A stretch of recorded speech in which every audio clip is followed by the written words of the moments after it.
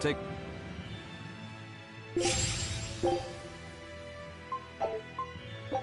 Scout...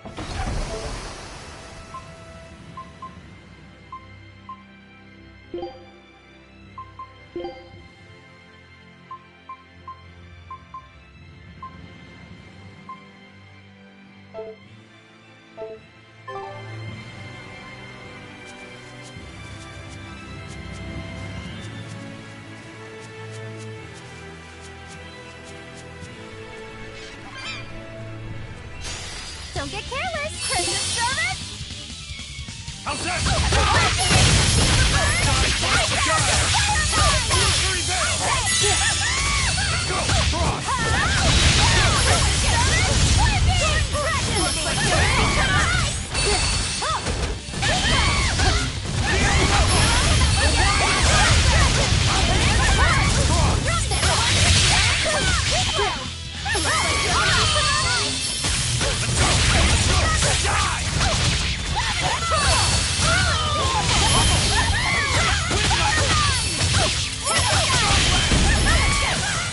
Looks like you're here!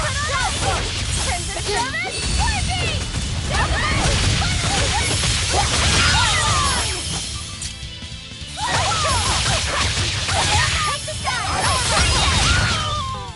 You won't get any pity or compassion from me.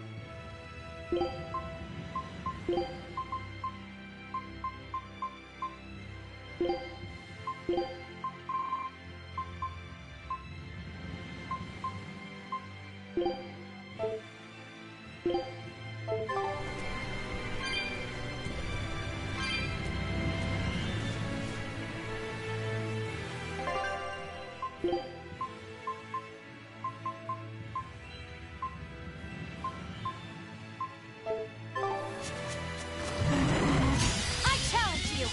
Better watch your step! Die! Wait, too true! Go, go, go! Too slow! Throwing thunder! Pressure strike! Finally break! Die! Final form! Throwing strike! Is that all right now? Turret strike! Let's all together! Turtle torrent! Cleansing land! Throwing thunder!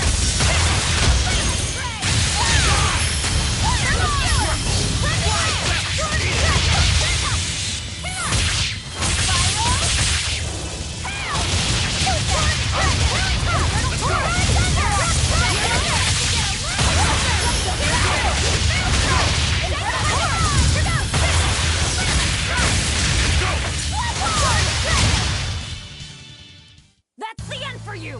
What an easy victory! I am invincible!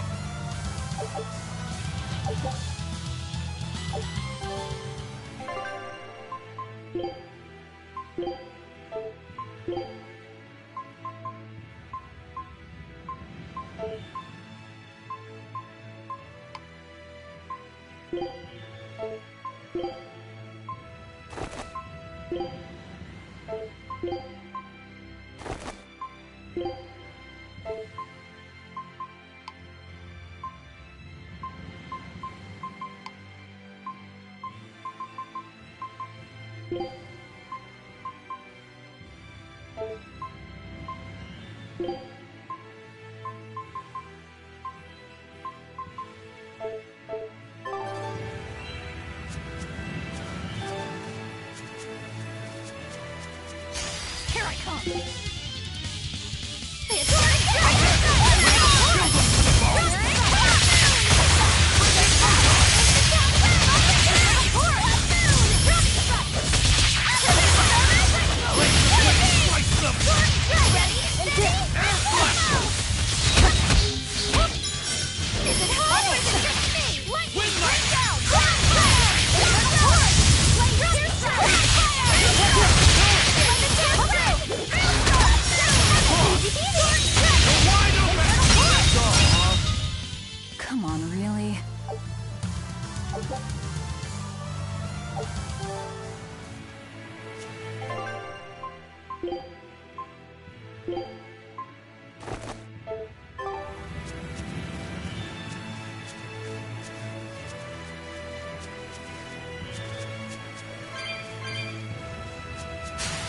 Looks like you won't die. Is it hot or is it cold?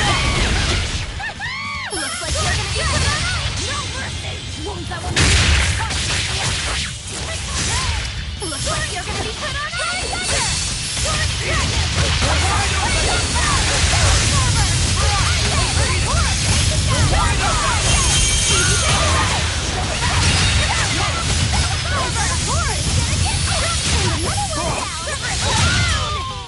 If you want to live, get out of my way.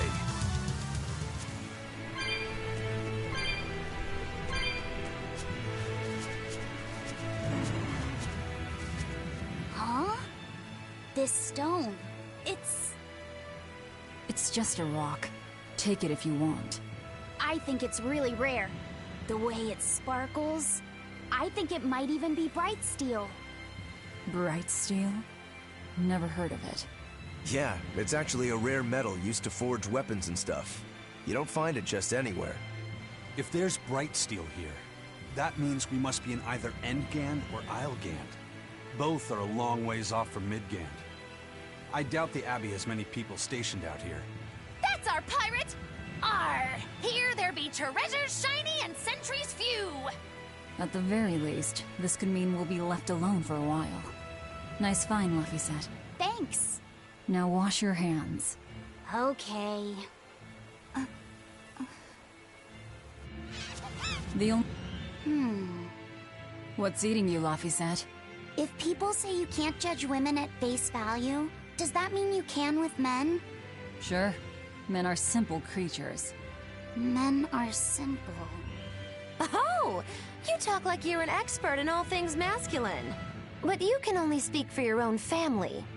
As if you're one to judge. And I'm sure you've charmed a magnificent lord to be your lover. Sure. What does he look like? Is he tall? None of your business. Don't tell me. He was always on the other side of a swinging door, so you only saw his feet? I see. What a lovely crush that must be. I read that story. It was a book called The Legs of a Man. Oh? I've never heard of it. I've read it too. It's a sad, bittersweet tale. But I enjoyed it quite a lot. I highly recommend it if you haven't read it. Maybe when I have some free time after killing Artorias.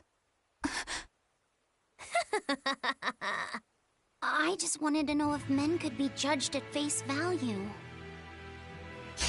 Guess it's time to fight! Put on ice! Lavender and Violet gather!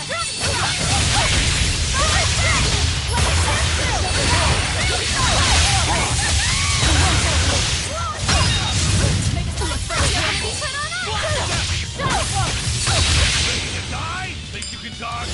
Just try. Mayhem!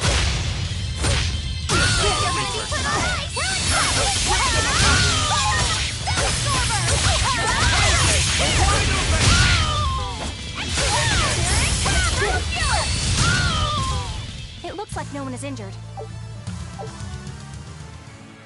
It's not often you find bright steel above ground. I hear it's a lot of trouble to unearth, even in the regions it's normally found. Yeah. Mining for minerals takes a lot of specialized techniques and experience on the part of the prospector. They examine the soil, the water, the plants, and so on, where the same mineral was found before. Then search similar environments for the next big find. Sure, but it's not like they succeed every time. It's all a big gamble. Isn't there a simpler way? I read in a book once that you can use a pendulum to find water and metals underground. It's called dowsing. What's dowsing? You hang the pendulum so it's facing the ground. Then you chant the magic word, Magic Kazam, and wait to be amazed. The little bit of ore on its tip will sniff out buried treasure in underground lakes like a bloodhound on a prickle bore. You don't seriously believe this. It's just like fortune telling. You win some, you lose some. That's why they call it prospecting.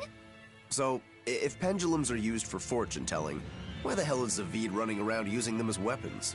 He uses wind to control its trajectory. I think it's easier for him to manipulate pendulums in a fight than something like a whip or a rope. Oh, that makes sense now. That seems pretty clever. He's probably also doing it to make himself stronger, too. Malachim broadly fall into 4 elemental types: earth, water, wind, and fire. Each strong or weak against the others. Wind beats earth. Zavid is a wind Malach, so when he obtains earth element minerals, his own strength is boosted. I never realized Malachim could be so calculating.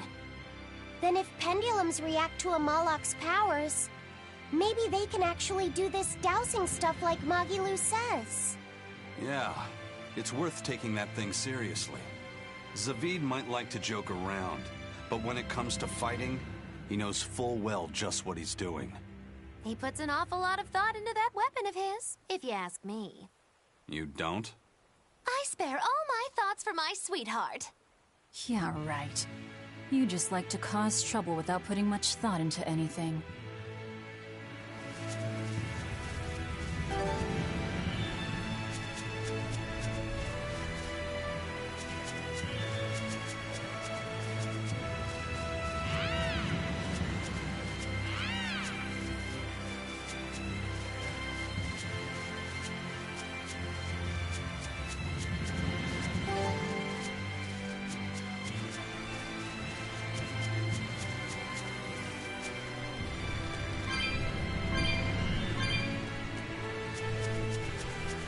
You there. Got a moment?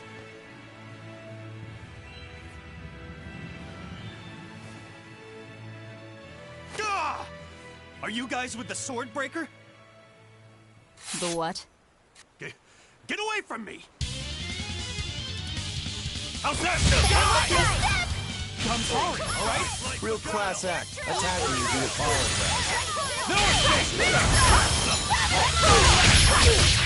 Is it hot or is it just turning round? Clear! Fire! Turning down!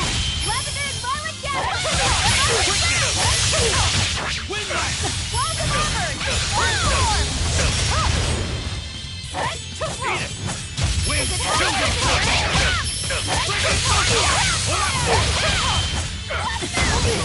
Forget the pain and move! Wind knife! Thermal Fueler! Quickness! You're all about to get a little closer!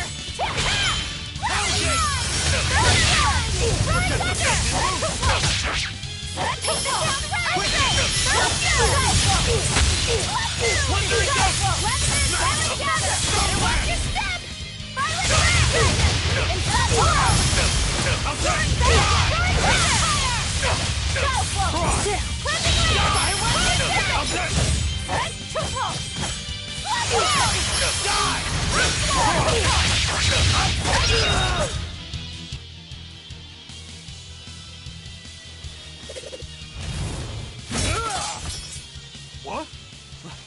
My sword! Please, mighty demon, I beg you! I'll do anything, just spare me! I only wanted to ask you something. You don't have to worry. This woman here is an exorcist. Huh? Right. I'm Eleanor, a Praetor exorcist. Please, remain calm and hear our questions. You do look like an exorcist, but what are you doing with ruffians like these? Top secret Abbey business. That's all I can say. Now, can you tell us where we are? And are there any ports nearby? You don't know? You're on Cadnix Island in Islegand. The port is at the other end of that ravine. I'll send a Sylph-J to the Von Altea. Thanks. One more question. Who's this sword breaker? Ah, he's a demon. Causes lots of trouble around these parts. He only attacks sword fighters, and he breaks their blades. Taken down a number of praetors. Hence the name Swordbreaker. He wields a fine sword, clearly forged in a foreign land. I tried to find his lair to steal the weapon for myself, but that's when I was attacked. A foreign sword. I'd be careful if I were you. If he spots that sword on your back, you'll be in a world of trouble. Sounds like a real nasty fellow. Well, he tries to pull anything on this demon, and he's in for one munchy crunchy surprise. You folks are all crazy. Either way, I'd say this is a blessing in disguise for you. You're lucky to still be alive. Take this chance to abandon your life of crime.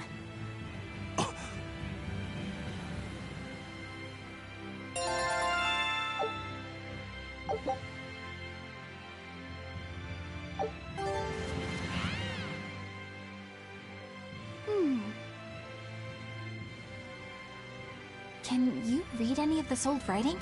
No. I've studied many languages, but I've never seen script like this before. Can you read it, Eleanor? I've never come across this language either. Where did you find a rare tome like this? Well... It was a lucky find at the capital. What can I say?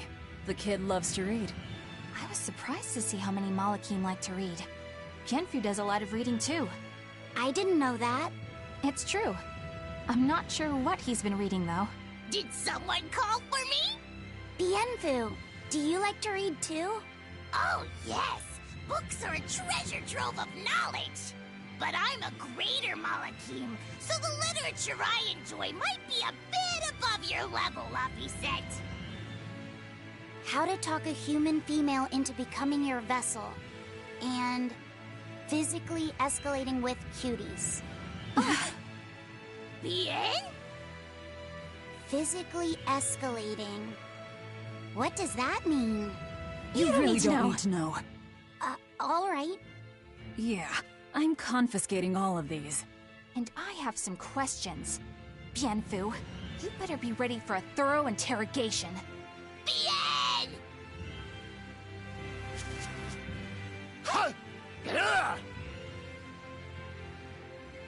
You look like you're having fun, Roguro. Well, I'm a yaksha. A yaksha. A spirit of war.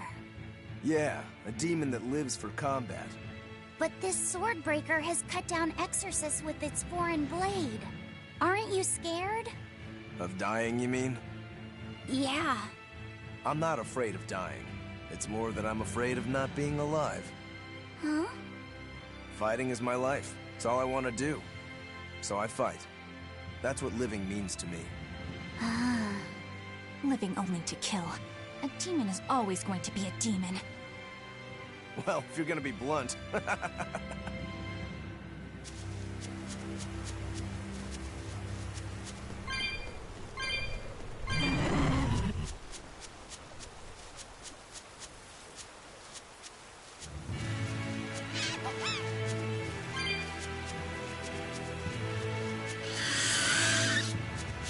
We will need to be extremely wary. Feel the burn?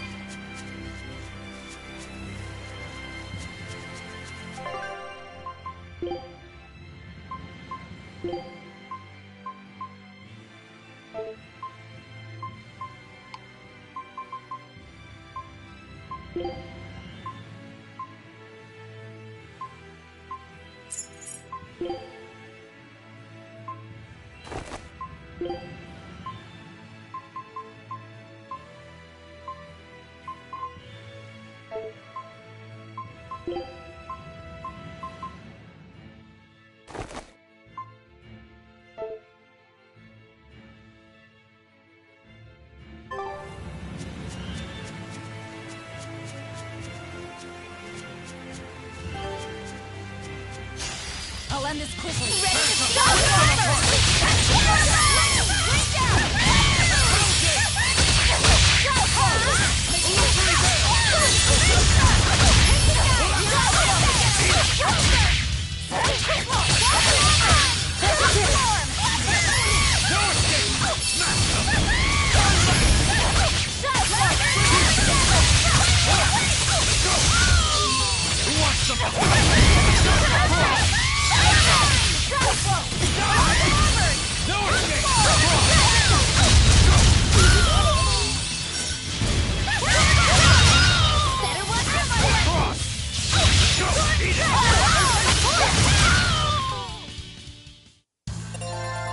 I wish I had power like that. I'd forget about it if I were you.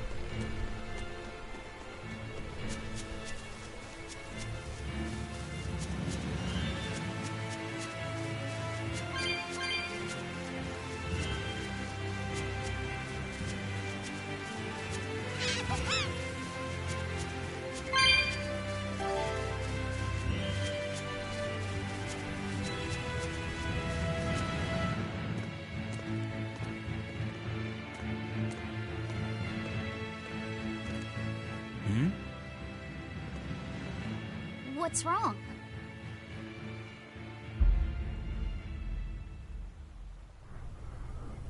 An enemy.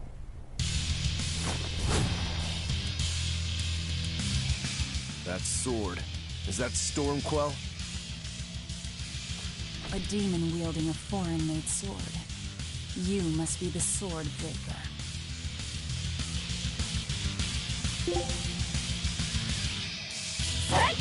Not much for conversation, are you? Silence, they say, is only commendable in an ox-tongue dried and a maid not bendable. Lebanon, looks like you're gonna be put on ice! Holy serpent!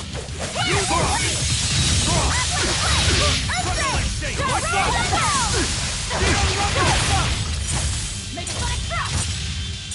Looks like you're ready for a viewer! Sword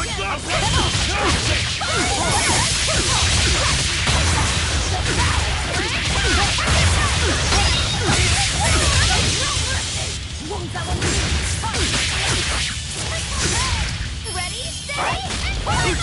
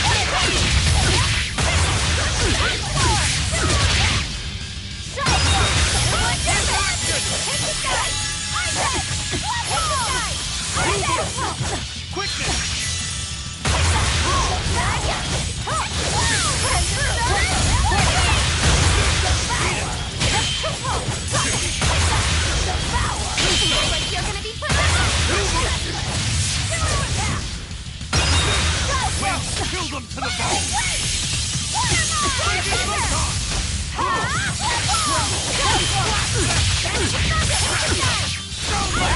You're gonna be glad of this too! I did it! Quick, walls of iron! Wind, kill them to the bone! I can heal the wounds, but I can't heal the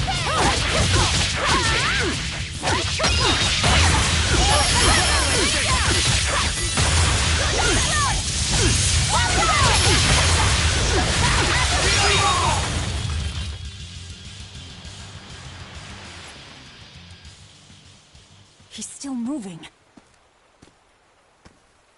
I'll take this one. Come and get me!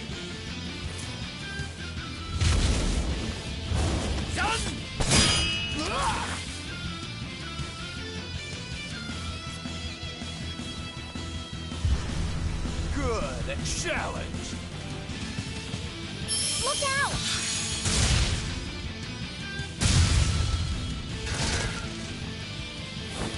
Don't interfere, rat! What do you think you're doing? Touch me and I'll kill you. Sorry. I just got a little riled up.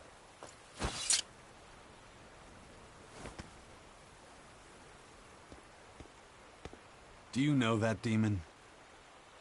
No, but I know his sword. A blade called Stormquell.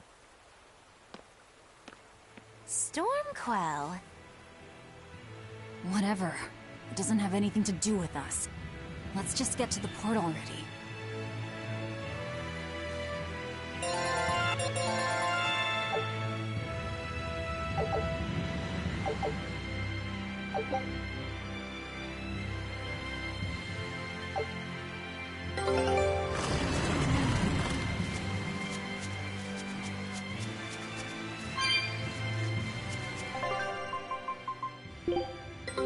Take a... This recipe looks real tasty.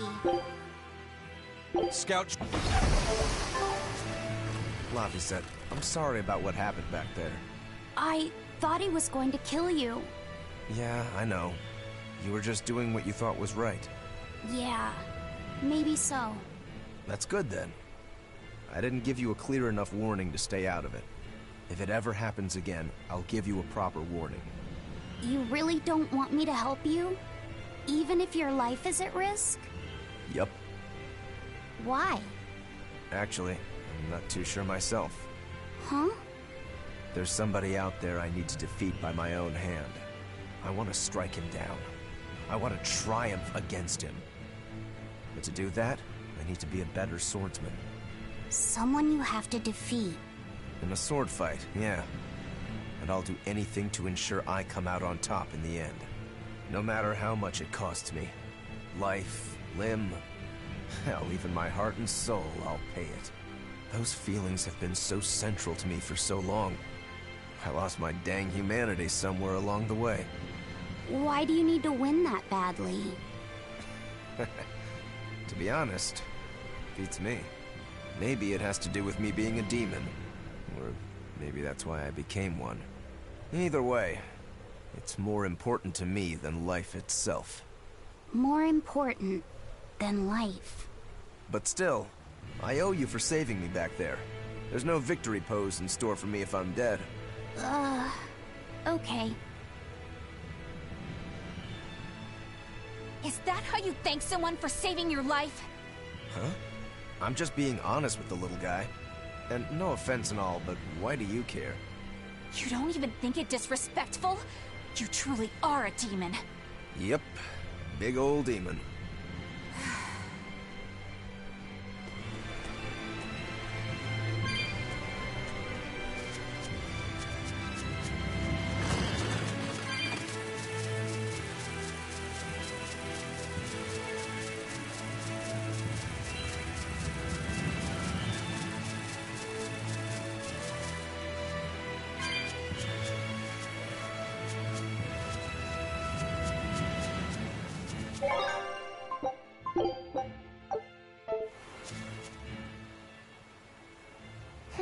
Now why does that name sound so familiar? Hey, Eleanor? Thanks for stepping in earlier. Think nothing of it. My orders are to protect you, so I did. Oh, I see. Of course, orders or no orders, I'd save anyone under threat from a demon. Well, how noble. Oh, I got it! Got what? The tragic tale of the sword Stormquell. Gather round and listen, oh grimy travelers. Once, centuries past, there was a sword renowned the world over for its peerlessly sharp edge, its forger shrouded in mystery. So mighty was each swing of the sword, it produced howling winds that could level mountains. No other sword could match its power. The people, in their superstition, began to call it the Godblade. This Godblade, is it Stormquell? Shush! The tale is merely beginning. Now, there was one man who was truly enamored with the Godblade. His name was Kurogane, a blacksmith of wondrous talent. His heart was set on forging an even greater sword, and he had a name in mind for this sword. Stormquell, the sword to conquer the Godblade's roaring winds. And did he make it? Kurogane forged scores of challengers to the Godblade, but each would-be Stormquell was shattered by the implacable howling wind. Some say the wielder of the Godblade chopped off his head. Others say he took his own life. The truth is lost to the dusty cobwebs of history. But perhaps he, and his grudge towards the Godblade, somehow yet live. A grudge that spans centuries. You hear tall tales like this all the time. That sword and its inscription we saw were probably just inspired by the legend. Perhaps. But if that's the real Stormquell, we should all sleep with one eye open tonight. What makes you say that? Because that Godblade Kurogane wanted so desperately to top has been passed down through my family for generations. Its name is Stormhowl. In other words, we could well bump into your armored friend again. Let's hurry it up.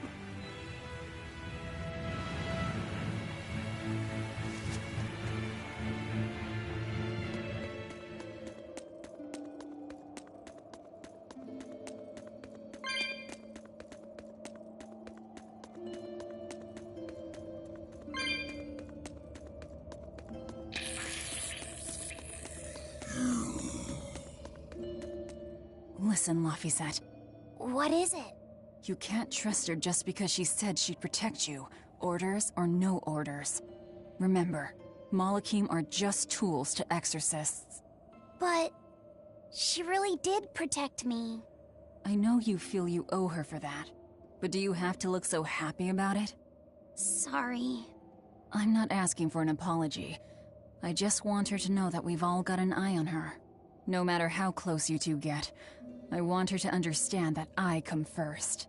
So, what do you want me to do? Let's see. To put it simply, I'm number 1, and Eleanor is number 2. Got it? I get it. You're number 1, and Eleanor is number 2. Right. I'm number 1. Wait, this is kind of stupid, isn't it? It's alright. I understand. That's not what I mean.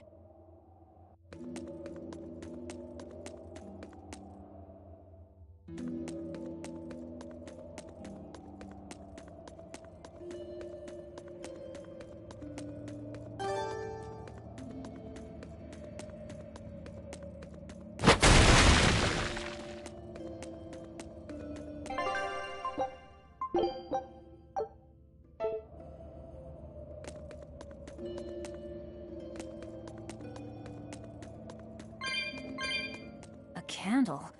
What's that doing here? Oh, I think these were used to keep robbers away, like wards around old kings' tombs. I've read about this. There's a trick to the stone. It reacts to heat. Heat, huh? Then there's only one thing to do.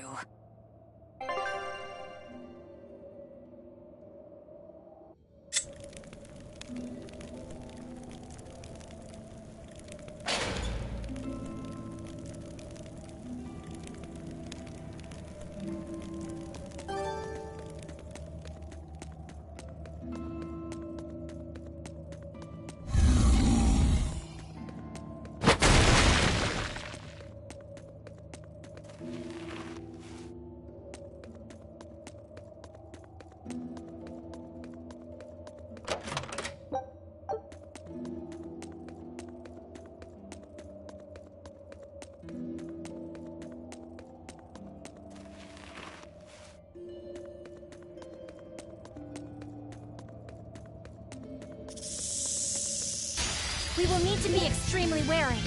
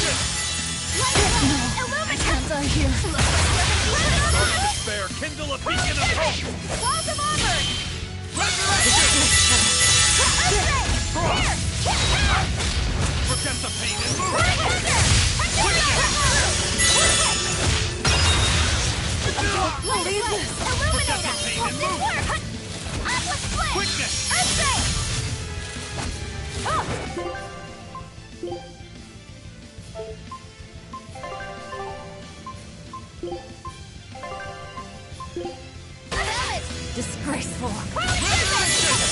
It's better to give than receive! Crash through!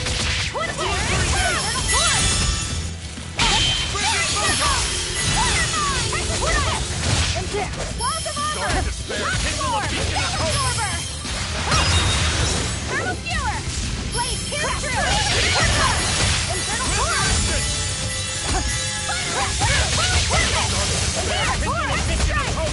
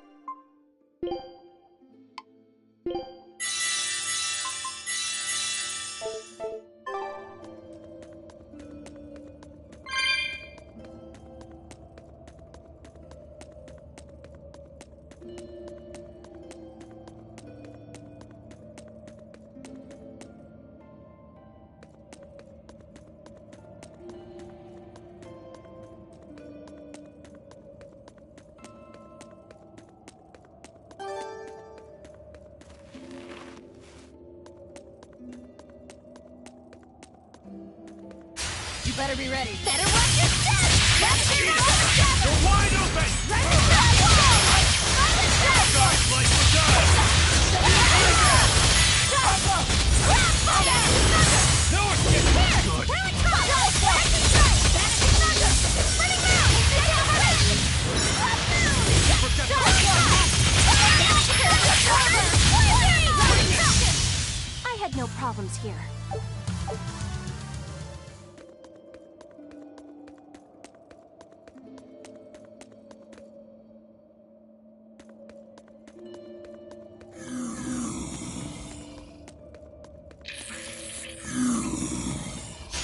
I'll finish this quick! What in the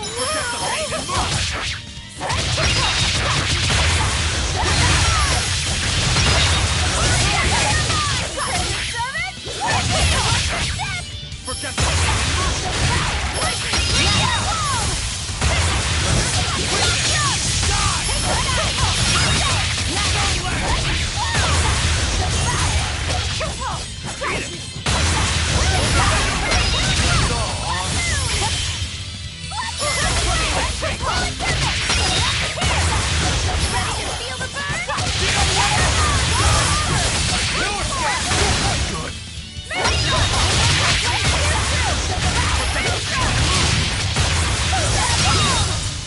Come on, really?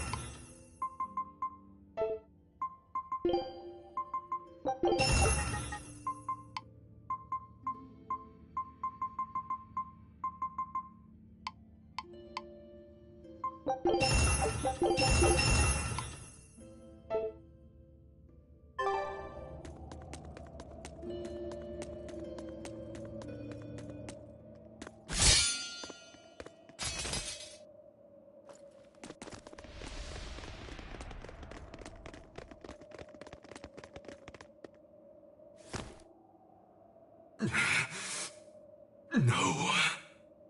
Well, if you aren't the craziest demon, your body's harder than your own sword. Who's this? That's Lord Shigure, one of the only two-legged exorcists in the entire abbey. A legate. Same as Melchior. Eleanor! Fancy meeting you here. What the hell happened to you? You get captured by a demon? Or are you a turncoat? I'm... Don't matter. I do my own thing. I got no standing to tell you how to live. Still, today's my lucky day. Never thought I'd encounter the one and only Stormquell. Shigure, I think someone over there wants your attention. He looks lonely. You're right, I'm being a jerk. Just can't pass up the chance to tease my little brother. Can I, Rokuro? Your brother? You haven't changed a bit, Shigure. You go blind, dumbass? I'm bucket load stronger now. You're the one who hasn't changed, I bet. You still hung up on trying to take me down? The one you want to beat in a fight? That's him? I'm not who I was that day either, brother. Oh, wait. You're a demon? Now it's getting good. But I wonder, has that really changed anything? When my real storm howl breaks your sad reject again, you gonna piss yourself like last time?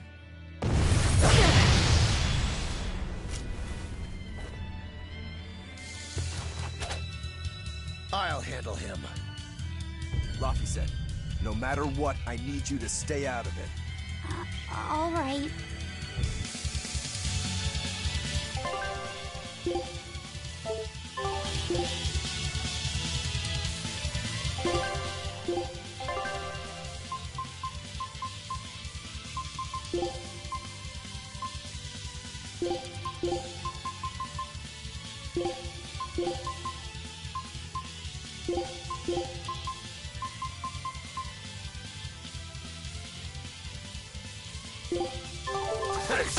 It's been too long since we crossed swords, brother. Shut up! You're dead! I'll make you regret sparing my life last time! No escape! Silence! Silence! No escape! I'm requesting! For one! No escape! No escape!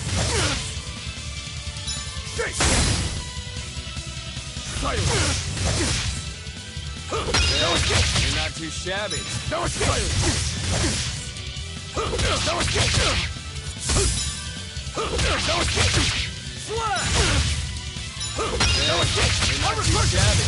No escape! No escape! Silence! No escape! You're feisty as a demon. I like it.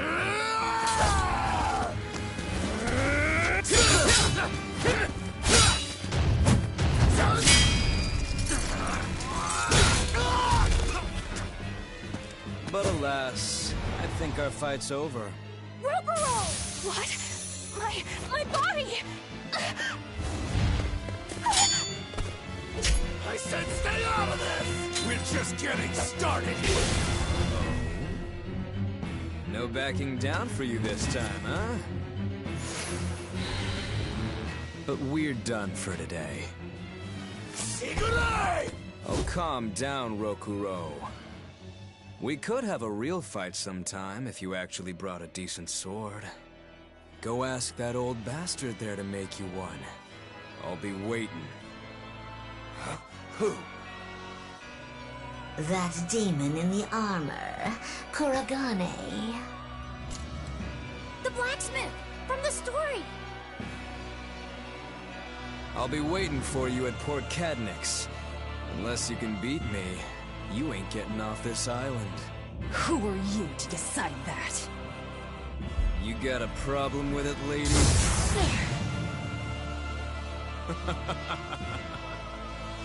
Best of luck, you demons. You'll need it. Lord Shigure, sir! I'm on a high-level mission! Eleanor, babe, I get it. You've gone rogue. Have fun with that. I see you again. I'll kill you.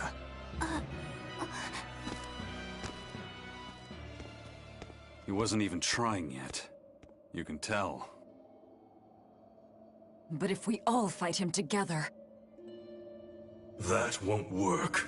But there is another way. What are you talking about? What way? Follow me. Rogoro!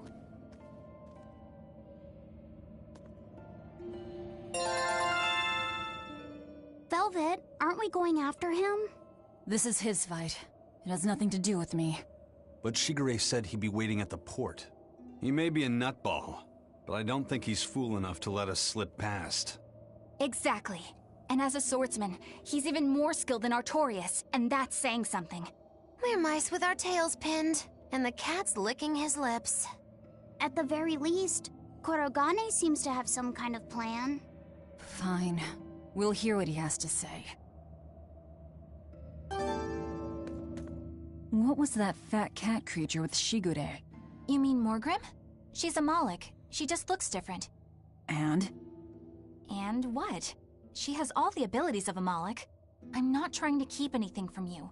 All I know is her name and that she's a Moloch. Huh. Lord Shigure is an exorcist legate, but he's also a warrior who can match exorcists or demons even without the use of Moloch arts. Since no one has ever seen Shigure use an art, Morgrim is considered one of the 7 wonders of the Abbey. The 7 wonders of the Abbey.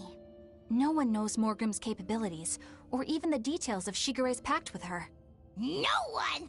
Except me, that is! Huh? This is all highly classified, but Morgrim is incredibly lazy. The price she demanded of Shigure for making a pact with her was grooming and defleeing. Anything else? Oh, and on a point of sensitivity, she's chubby, not fat. She may be our enemy, but she's also a woman. You should try not to hurt each other's feelings. Anything else? Her thick eyebrows are all the rage with Malakim, so much so that false eyebrows are expected to be the next big thing.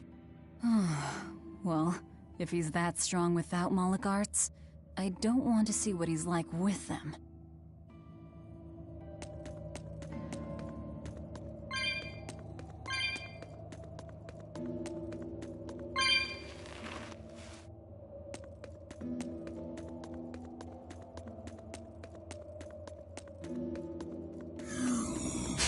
You better be ready.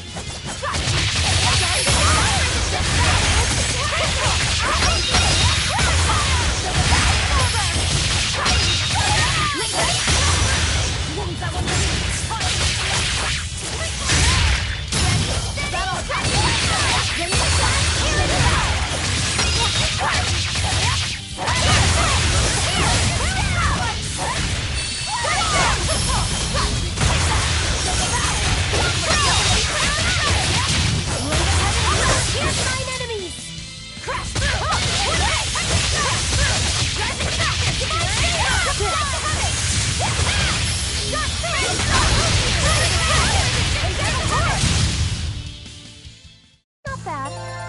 You too.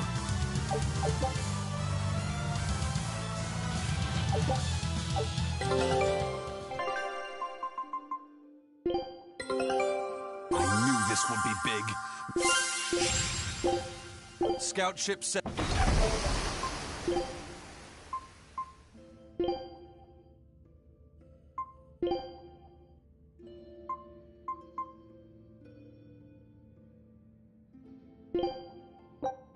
You sure you want me for this?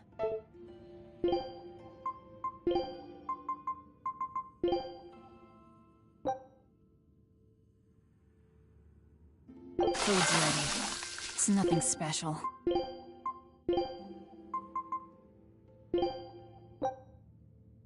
Food's ready. It's nothing special.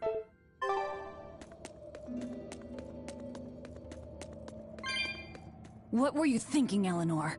Attacking a legate like that? Well... I just thought Rokuro was going to die if I didn't intervene. Oh? You'd kill one of your own allies for a demon? I acted without thinking. Sometimes I'm too soft-hearted to a fault. I'd say it's less that, and more just stupidity. You're supposed to be protecting Laphicet. Don't get yourself into trouble you don't need. Even if one of her own is in danger? Even then. This kid must be really important to her. All right, I understand. Laphicet, next time she acts up, stop her. Understand? We don't know what she's got up her sleeve. Okay. Thanks for not telling on me, Eleanor. And I'm sorry I hijacked your body. I understand how it feels to want to protect your friends. The problem's with those demons, not you. But I think Velvet has the capacity to feel the same way too. At least when it comes to her brother. Is that why you're staying with her? I'm not sure. It's hard to say. I have to figure out what's going on with this group. If I ever hope to wrest the child from them.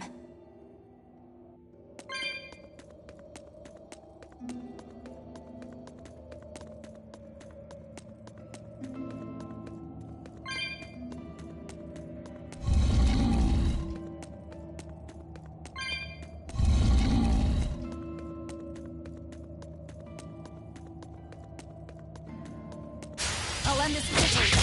Infernal Torrent! Blade,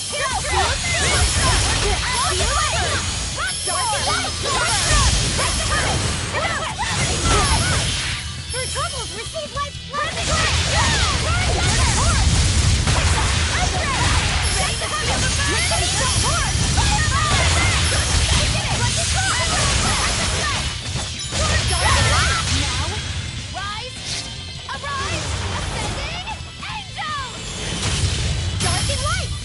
Did you see my complete and utter victory?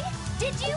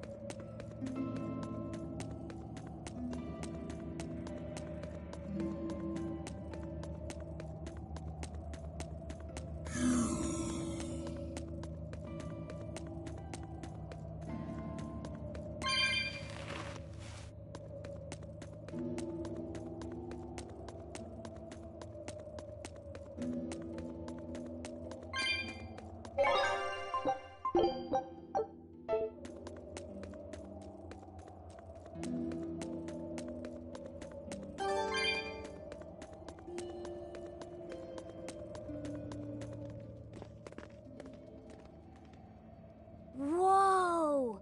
Look at all those swords!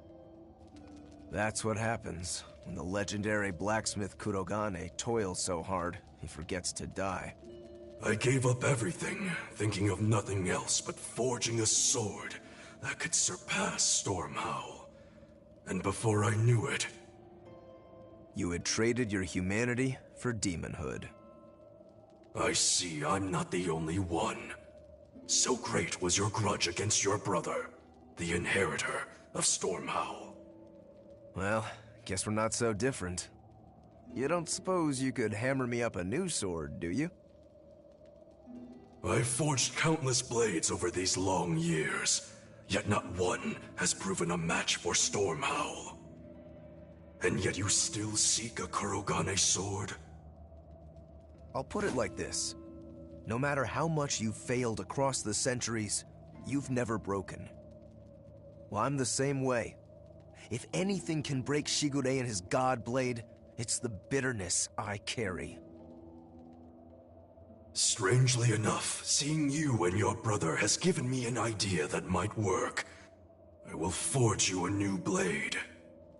Should we get some Brightstone? Nope. No need for that. Huh?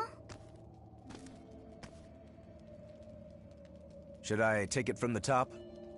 If you would. My arms are all I'll be needing.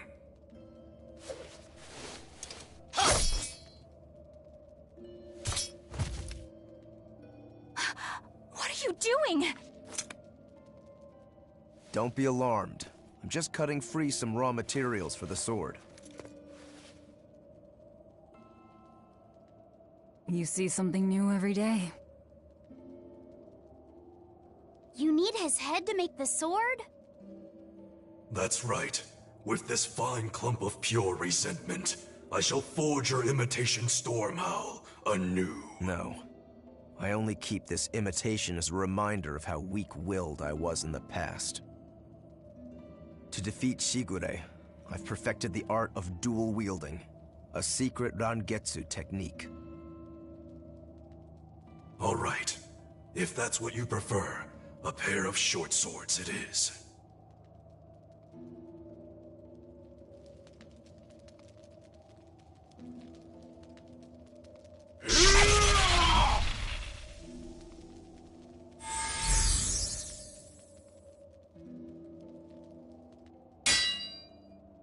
Whoa! We'll wait outside.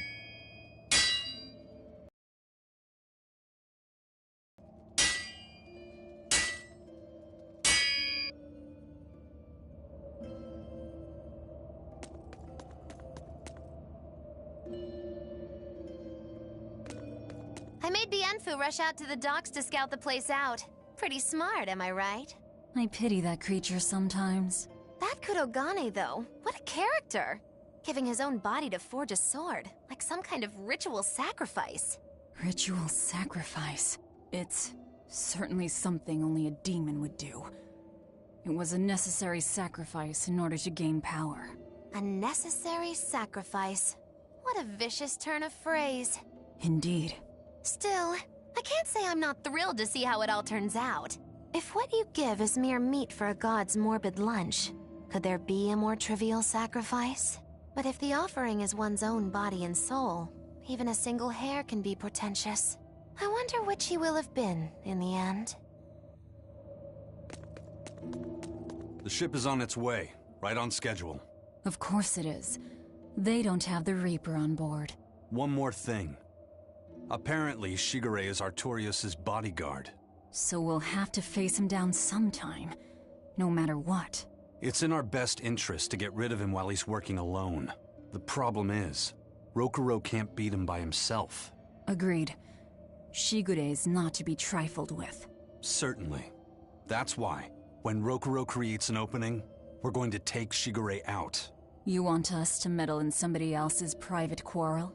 If it affects my own quarrel, yes. I suppose I'm in the same position. Besides, I can still use him. There's no sense in throwing his life away. Rokuro's not really a guy to care about the big picture. He might try to hack your limbs off a bit, but he'll get over it. Rokuro, Kurogane, I just do not understand them. You saw them. Demons. We're crazy. Sure, but they go through life with such crystal clear sense of purpose. Even demons have things they're not willing to let go. Or do you think us mere animals, running around killing people left and right? I know. I understand demons still have a certain consciousness, but I look at those two and they seem passionate, like normal people. Well, I've yet to meet a human so passionate he'd chop his own head off. Do you have a purpose like they do? I do, in fact. Ever since Artorias used my brother as a sacrifice. Typical demon nonsense. The Abbey exists to protect the people. Yes, sometimes cold, painful decisions need to be made to protect the many, but they'd never stoop to human sacrifice. Besides, as shepherd, Artorias will cleanse the world of... If that's what you think, ask the precious shepherd yourself. Ask him just what he did 3 years ago. He wouldn't. He'd never...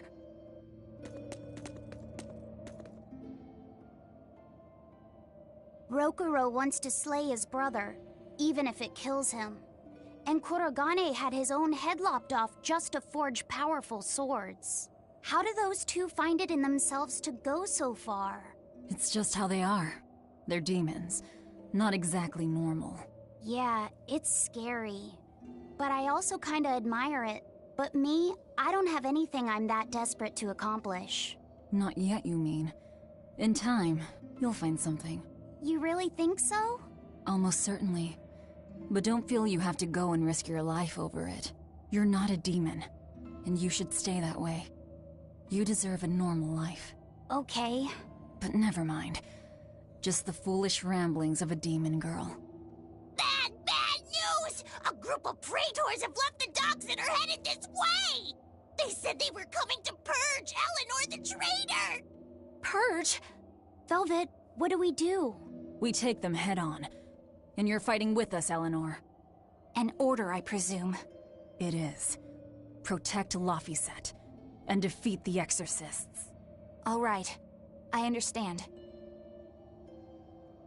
Just remember, if we lose Eleanor, Laphicet will turn into a demon. I haven't forgotten. But we need to pool all the resources we have. She needs us for her own ends, and we'll use that to our advantage in this fight. Just don't push your luck too far, Velvet. And so recently was she a noble, upstanding young exorcist. How quickly one falls when entering Velvet's dark orbit. Ask me if I care.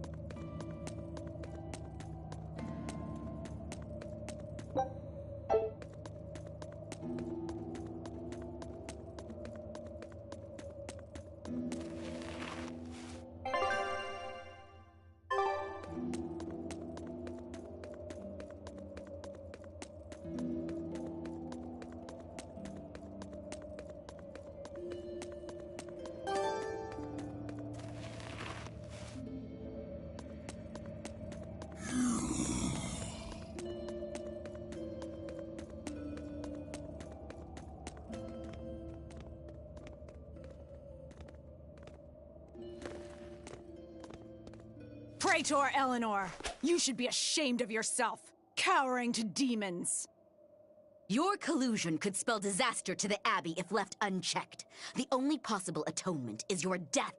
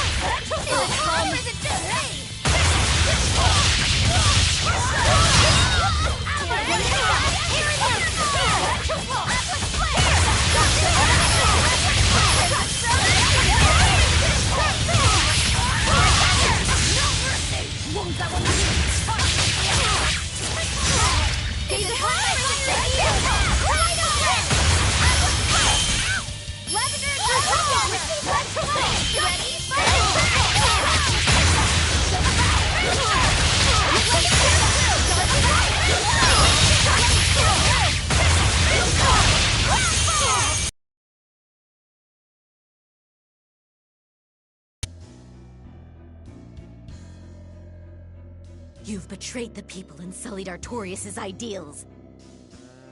No, that's not... Velvet, she's testing me. I know I have to fight. My mission calls for it. But any more of this will kill them. Time for you to die and be purged! Eleanor! I can't do it. I can't kill them. I'm not done yet. There. Now we're even, Eleanor.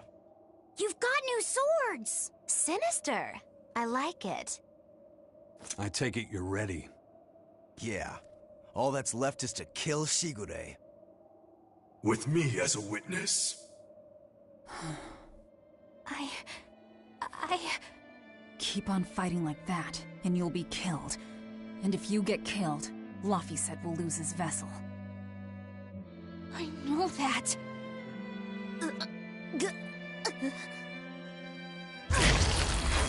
Velvet, wait.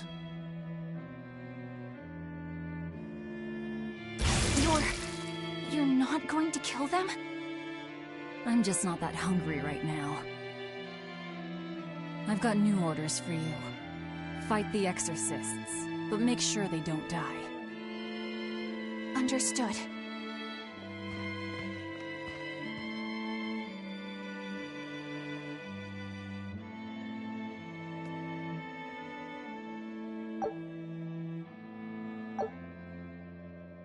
I guess that was as far as Eleanor could go. I think so. Push her any further and she's bound to break. Ever the virtuous exorcist. That very virtue is what lets her be Laphicet's vessel. Besides, I can't help but admire her commitment. She's enduring total disgrace to accomplish her mission. How uncommonly pleasant of you. Pleasant folks don't use people the way we do. Yeah, you've got that right. Hey, Bienfil? I was wondering if I could talk to you about something that's on my mind. I figured it was just about the time that you and I had the talk, actually.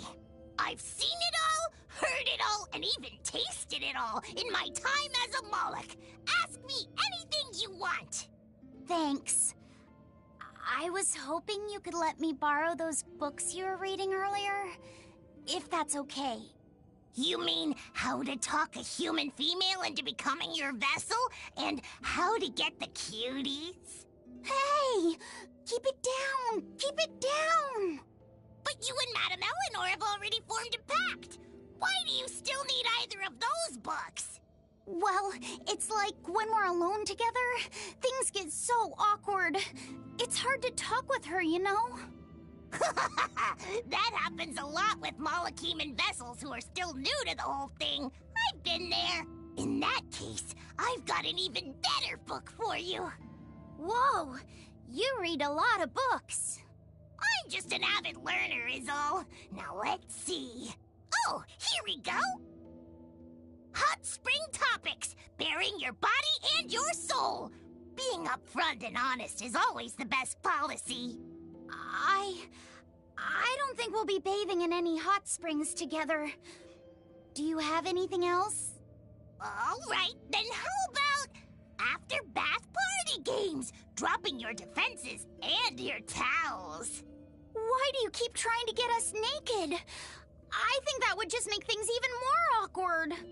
Picky. Tell you what, you can just look at my collection and pick whatever sounds good. Love hacking, living long and loving hard, diary of a diary thief, hands speak louder than words. All classics. I remember reading them when Miss Magilu and I were struggling to get along. Oh, to be young again. You ever think maybe things would have been easier if you never read these books? Reading the mood. Knowing what to say and how to say it. That one's a winner. A must-read for sure. Are you two reading something together? We are. Laphicet's been worried about that awkward distance between you two, and he came to me for some advice. I've heard his side of the story, so let's you and I grab some tea and talk about what to do about it. Come on! Let's go! Oh, okay. Knowing what to say and how to say it. I don't think this will help either.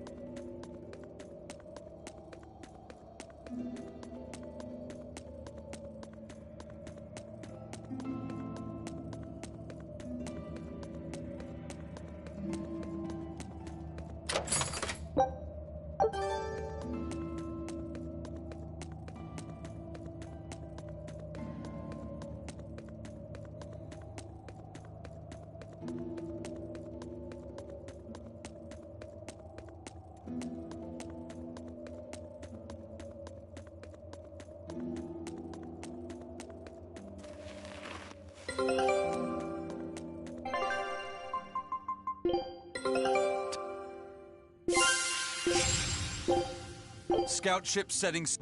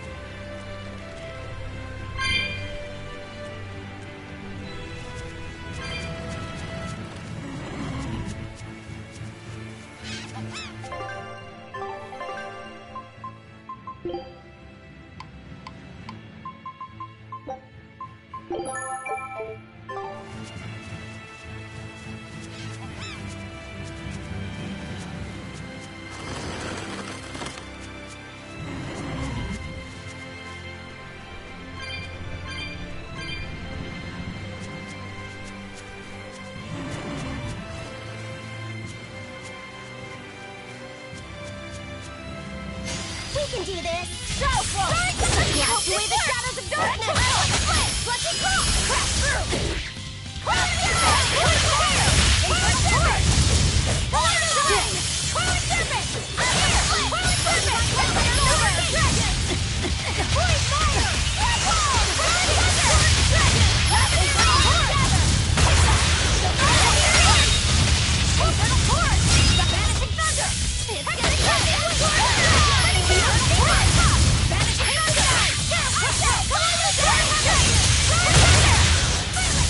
Well, that about does it.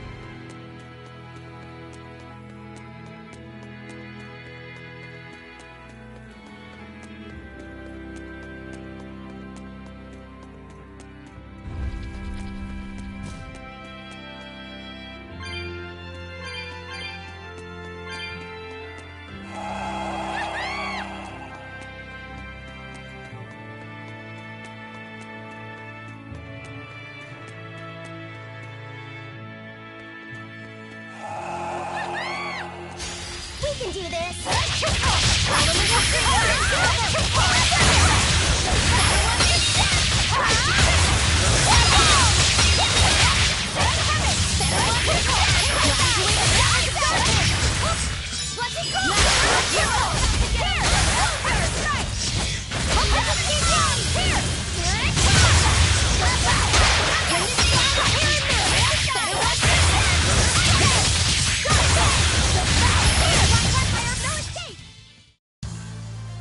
Are you hurt? Can you stand? Yeah.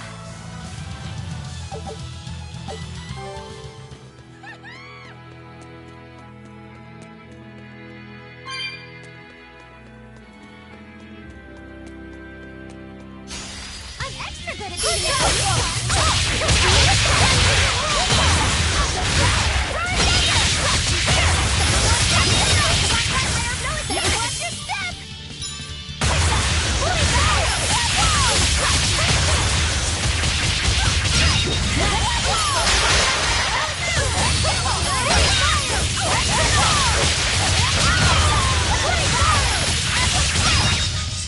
Come on, really?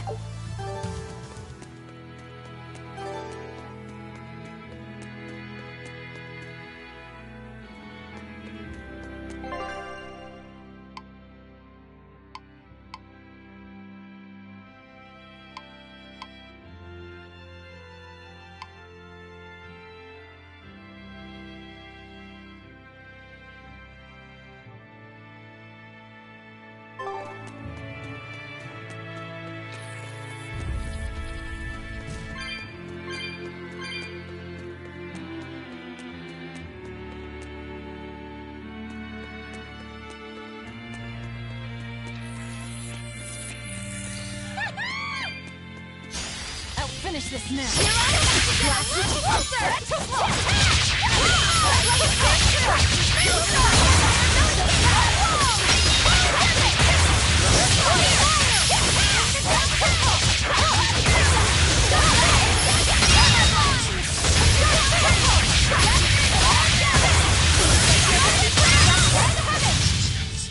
This fight is over.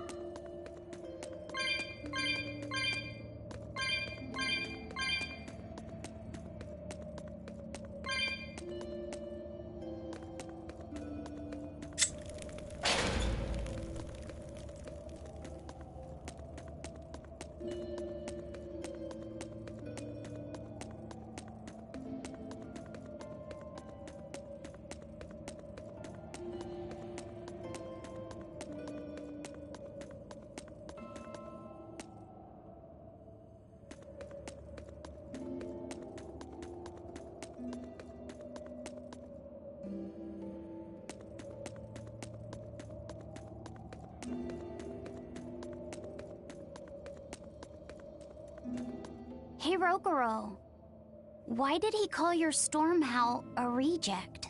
Well, you see, when blacksmiths make swords, they don't just make one at a time. They make a whole bunch. The best one of them all is the one that gets presented to the sword's commissioner, while the rest are tossed aside. Huh. I didn't realize the standards were so high. The head of my clan gets the real storm howl, and his siblings get the remainders. So one is real, and the others are imitations? I guess so. Shigure has the real one, and... yeah, guess that makes mine an imitation. I'm sorry, I didn't mean to imply... Don't apologize. You got me to finally realize something. It might just be why I'm so hung up on beating him. Oh. And to Velvet, which Laphicet is real, and which is the imitation? Oh, what are you saying? She means my name. It's the same as Velvet's brothers. Huh? The one who went and got sacrificed by Artorias. Surely you are mistaken. Our shepherd would never do such a thing. But what else could make Velvet hate Artorias so much? I don't... So you have a truth, and Velvet has a truth. Now which is the real one, and which is the imitation?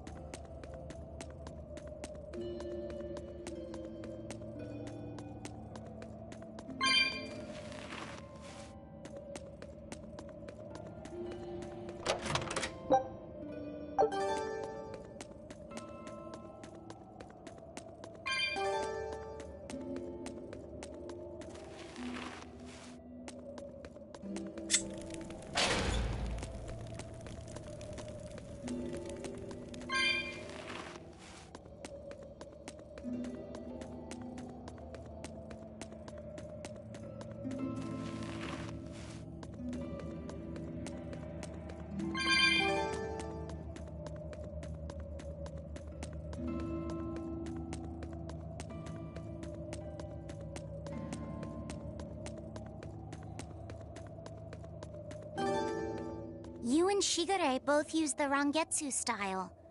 But to me it looked like you both fight completely differently. Why is that? Our school encompasses two distinct forms. To the outside world, we're known for fighting with a single greatsword. But we also study dual short swords should need arise. So, Shigure uses the greatsword, and you use the short. In most schools, wouldn't the secondary technique be used primarily in support of the first? That's true for us as well. We learn the dual short swords to provide sparring partners for those studying the As I'm painfully aware, Shigure is a true master. We trained together since we were small children. I was his sparring partner for 10 years.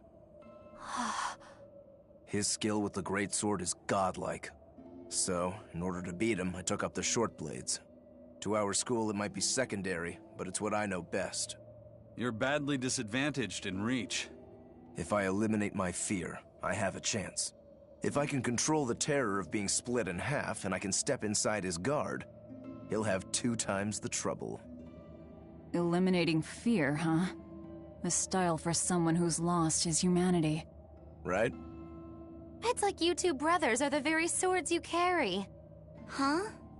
Stormhowl, a godlike sword known to all as the strongest there ever was.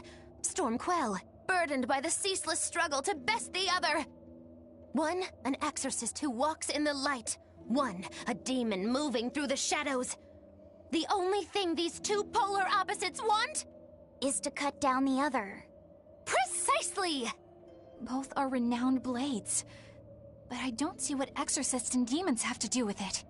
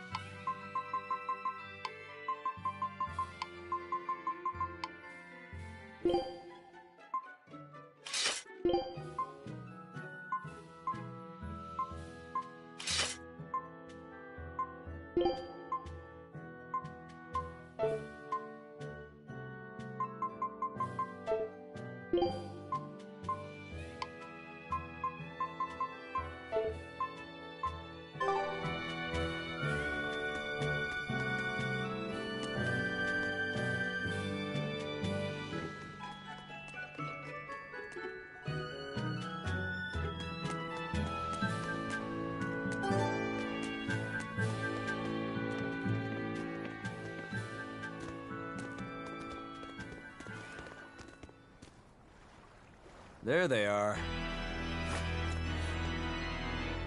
Which must mean they took out every one of the exorcists who went after them. Hey, I told them not to bother. Now how did that sword of yours turn out?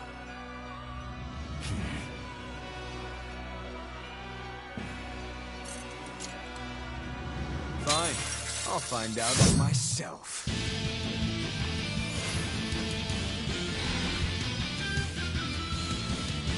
Rokuro, we can handle the exorcists.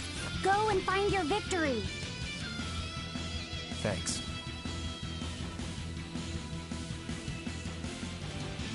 All right, let's get down to business. You better not die too quick.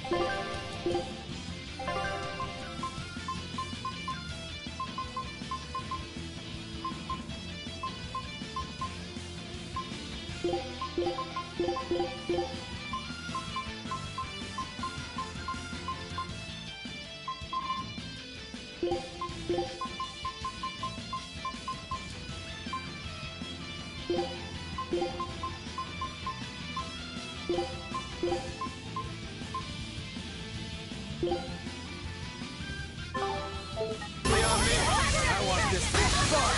Come on, bro. Don't hold back. Shut up. Don't play games with me.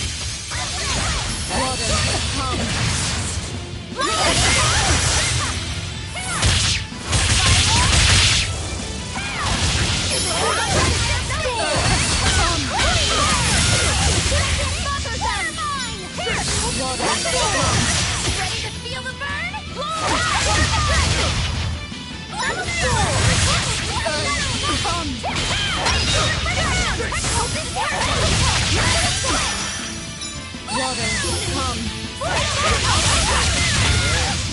She's shabby.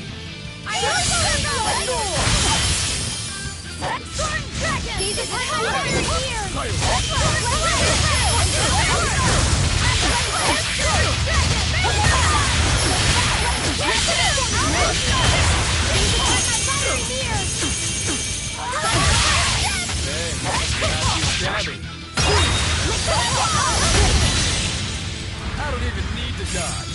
It'll be the same every time.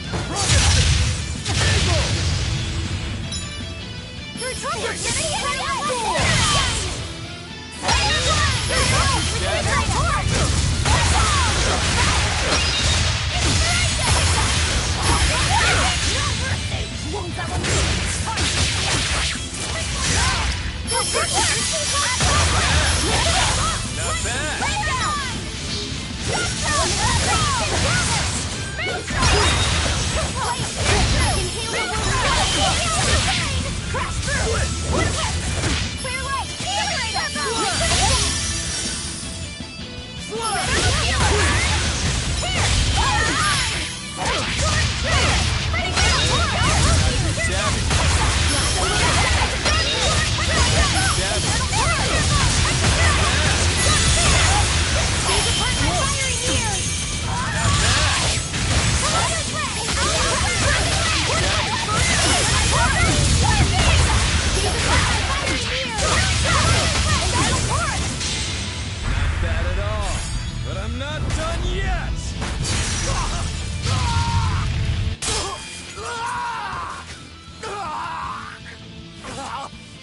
Put up a good fight, I'll give you that.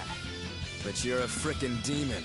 Shouldn't you bring more to the table than pretty damn good Rangetsu style? You don't have what it takes to win against the rightful heir. Don't count me out. Just yet. I've got something to show you!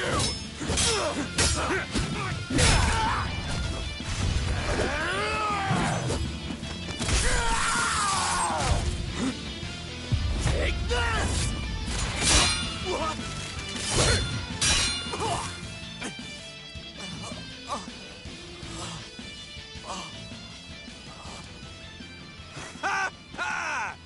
Now that was clever!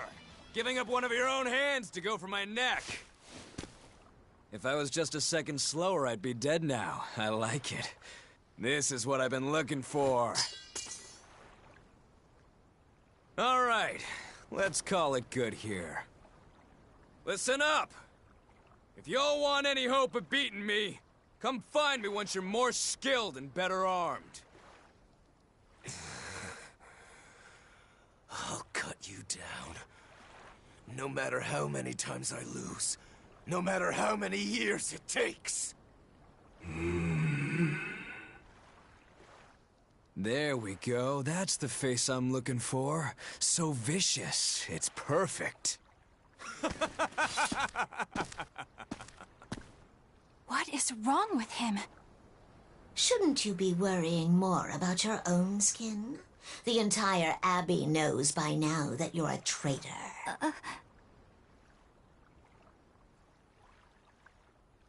That guy, he was really strong. Yeah, he was. They all are. But we will beat him if we must. No matter what it takes.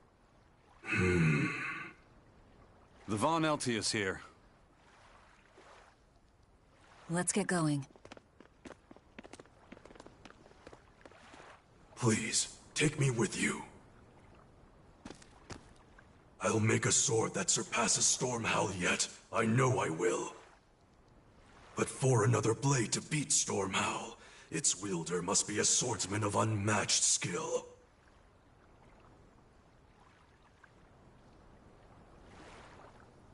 Hey, Eisen. Got any room on this pile of wood scrap for a suit of armor? If not, make someone wear it. Works for me. You heard him, Kurogane. Many thanks. Okay, we're off to find Grimoire and decipher the book.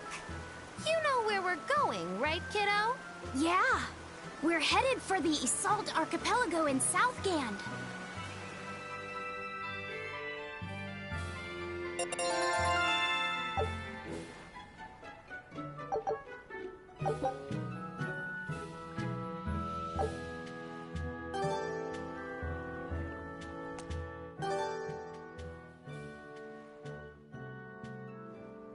Velvet's demon hand. It's such a mysterious weapon. I can only imagine how much of a threat it will become to the Abbey. This calls for a clear-headed breakdown of everything I know about it so far. It changes shape in a flash, and can devour most anything. How must that feel, to devour something with your hand like that? But it doesn't devour the bandages that cover it up. Maybe they're protected with some sort of special art? Likewise, the rest of her outfit can't be ignored. One would think she wouldn't want to wear such ragged clothing, yet she clearly has no inclination of buying something new. I suppose that could be taken to mean she has some sort of attachment to it. But that top is really big for her. Like it was made for a man. Maybe she wears that outfit in memory of someone important to her. I'd better not touch it then. I know I may not look it, but I really am good at sewing. Maybe I should suggest mending her clothes rather than outright replacing them. On the other hand, that fabric looks like it would be hard to push a needle through. I could be in over my head. But the tougher the fight, the more I get fired up. Of course, Lord Artorius would probably scold me if he heard me talking like that. Who'd scold you for what now? Oh, well, I was thinking about sewing. I mean, your clothes, they're all beat up, and I thought that if I offered to mend them for you, you'd probably scold me. Wouldn't you? You'd mend my clothes? Have they been worrying you that much? I mean, not like constantly or anything. It just crosses my mind from time to time. Are you good at it? Yes. I'm told I come across as awkward sometimes, but if nothing else, I'm good with my hands. I see. Alright, if I ever need it done, I'll come to you. Good. Just leave it to me. Are you feeling alright? You're really sweating. The heat and the cold doesn't bother me at all. But you're a human, so you need to take care of yourself. And if you keep soaking in your own sweat, you'll catch a cold. Besides, I don't imagine it feels that great. You should keep washing and bathing on your own schedule, like however you did before falling in with us. Just let me know and I'll make it work. Because the guys aren't considerate enough to stop and ask you if you need to. Sure. Alright. Thanks. That was a surprisingly normal thing for her to say. I probably shouldn't bother with her clothes for now. We girls have to be considerate of each other.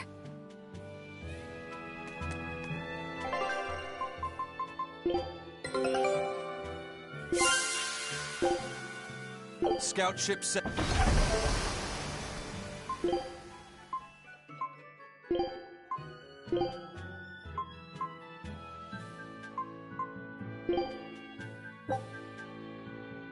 Food's ready. It's nothing special.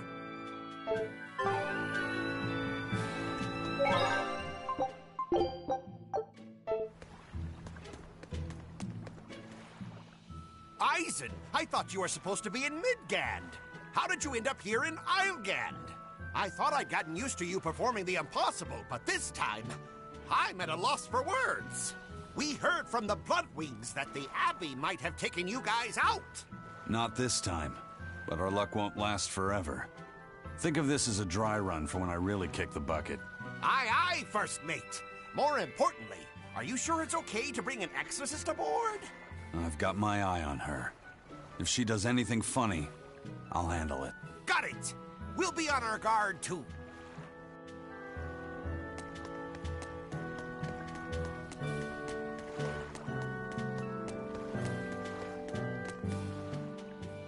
So, you guys made it. Whatever happened to that sword breaker?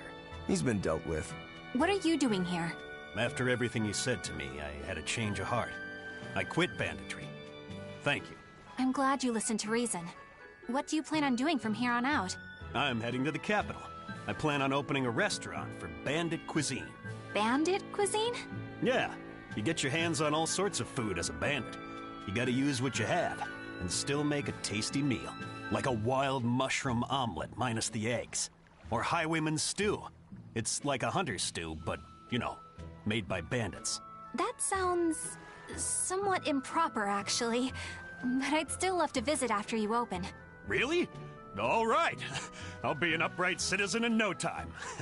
Maybe even the kind of man you'd consider spending some time with. I'm rooting for you. Hey, were you actually listening to him? Of course I was. It's wonderful he's turned over a new leaf.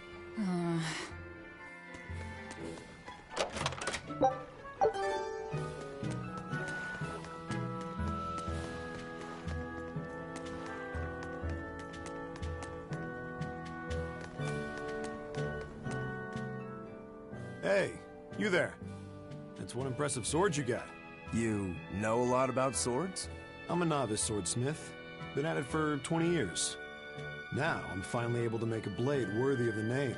20 years? And still just a novice? It's a competitive world out there for a swordsmith, especially here on this island. But I heard many swordsmiths have given up.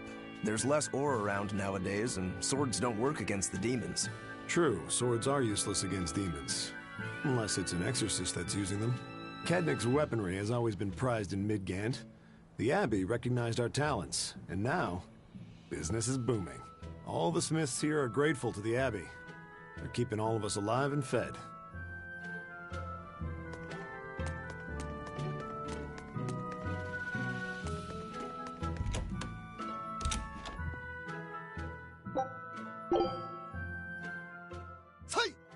Say! Ah! Say!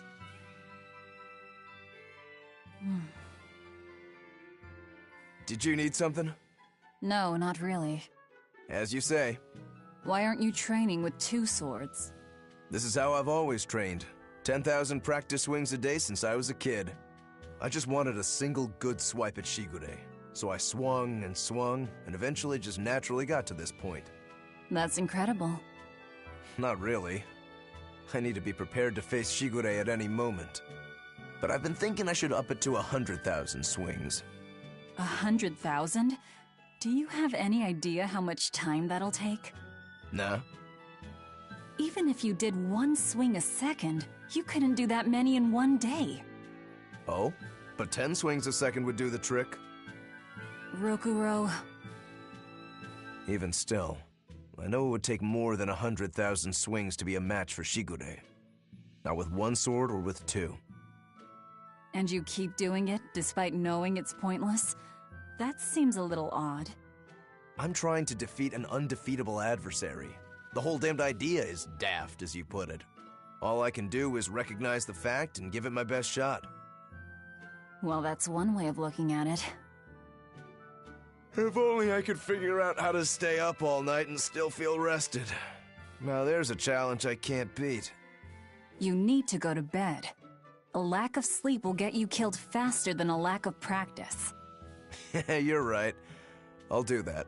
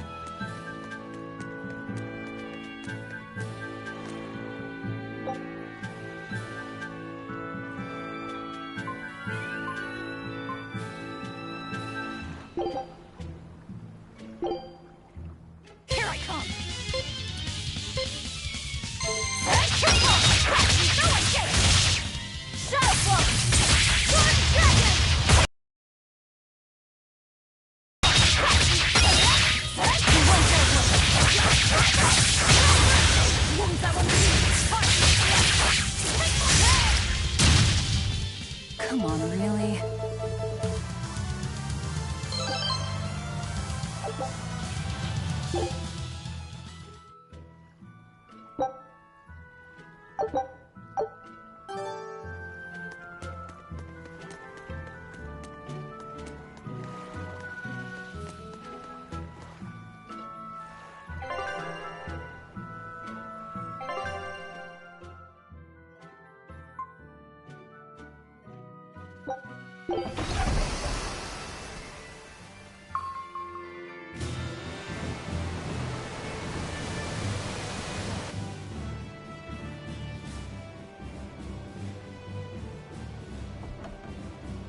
I gotta say, you guys look less like pirates and more like a circus troupe.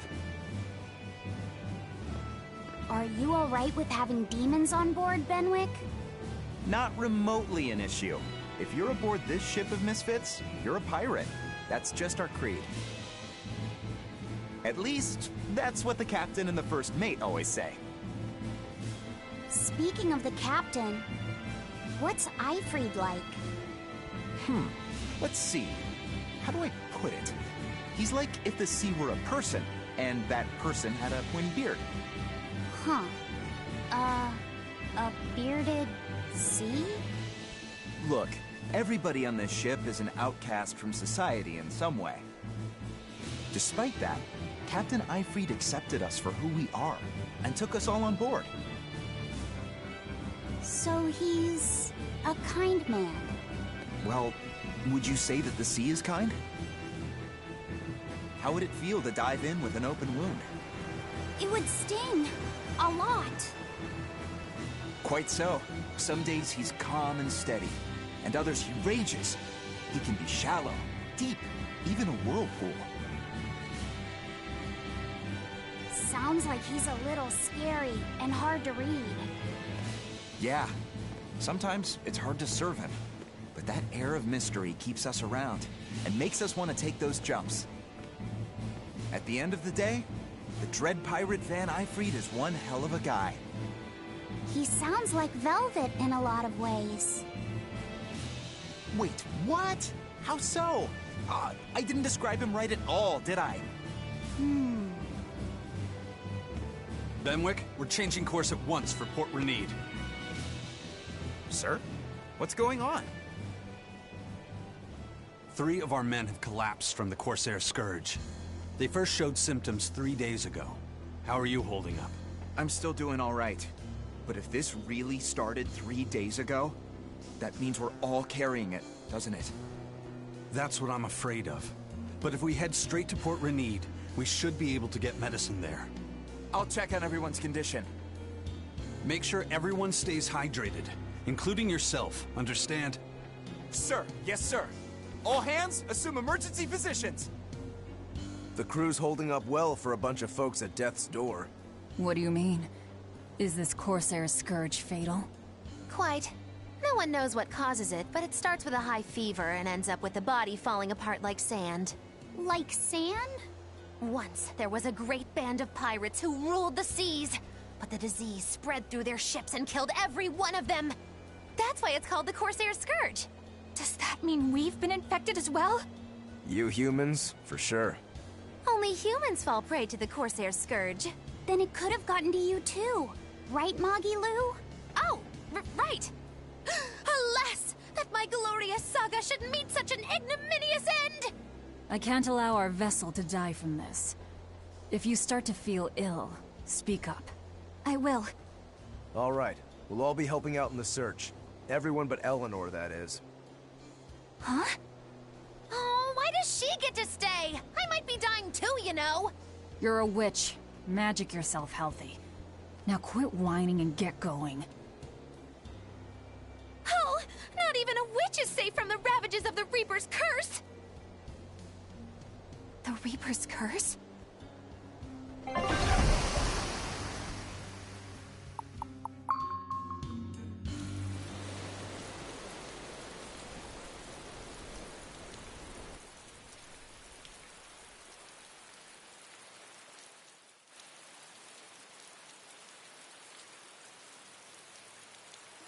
Okay, where's the herbalist?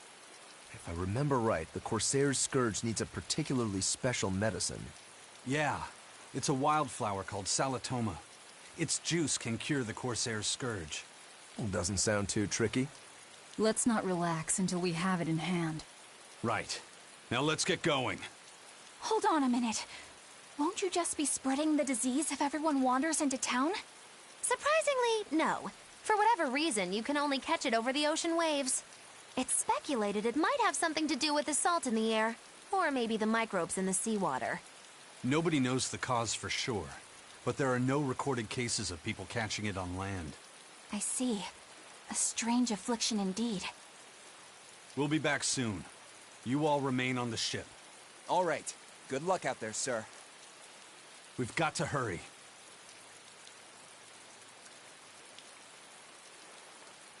Salatoma. Is this really going to be necessary? What do you mean, Eleanor? Oh, nothing. It's just... Well, the herb is known to work well for fevers and the like, but it tastes bad. So bad. Some say it would even bring a demon to the brink of tears. Maybe so. But better to drink it than to die, right? Oh, I'm not worried. It just reminded me of stories from my childhood is all. That Rokuro, always telling all of us except Eleanor to work harder. Doesn't he realize that I'm a delicate maiden too? This is workplace discrimination. I should put him on a witch trial and burn him at the stake! I don't think that's how witch trials work. What's wrong, Eleanor? You look like you've got something on your mind. I'm just trying to figure out what Rokuro was thinking. When I had Lord Shigure at the end of my spear, Rokuro threw his dagger right at my head. I thought I was dead for sure. I feel like I saw who he truly was, and it frightens me. But he and Lord Shigure are always trying to kill each other. I can't understand why he did what he did. It might have something to do with his Bushido code. What's Bushido? Is that like a sword fighter's code? It's a way of thinking. Be loyal to your lord. Respect your parents. Protect the weak. And act with honor. You're saying that he was following this Bushido code, and he was protecting me because I was weak? He might have turned into a demon, but his memories and personality are still intact. I doubt his moral values have disappeared either. Do you really think he believes in that Bushido stuff? Carving through his enemies with a cruel and unsparing sword! Slash! Pow! Shazam! That's the true nature of a Rangetsu man! I heard that when Velvet first met him, he immediately attacked her without any provocation. I'm sure you haven't already forgotten how he turned his swords on the kid in that fight against Kurogane. I wouldn't read too much into what Magilu's saying. Rokuro lives for his sword, and that's just who he is. But I don't think he's all that bad. I thought you were the one who called him frightening. I know I said he can be a scary person, but how do I put it? I do feel there's more to him than just wanting to cut people up. It's like he's more sensitive to other people's emotions than he might seem to be at first glance. A sword fighter has to sense his opponents on some level, right? For a crazed demon, he's actually a nice guy. Is that it? Maybe. I don't know. It's not like I know him well enough to claim any deep personal insight or anything. You brought it up.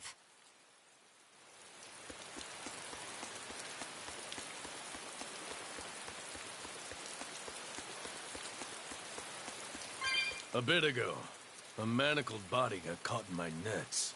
Manacled? A prisoner? You too? Yesterday, my nets pulled up an arm.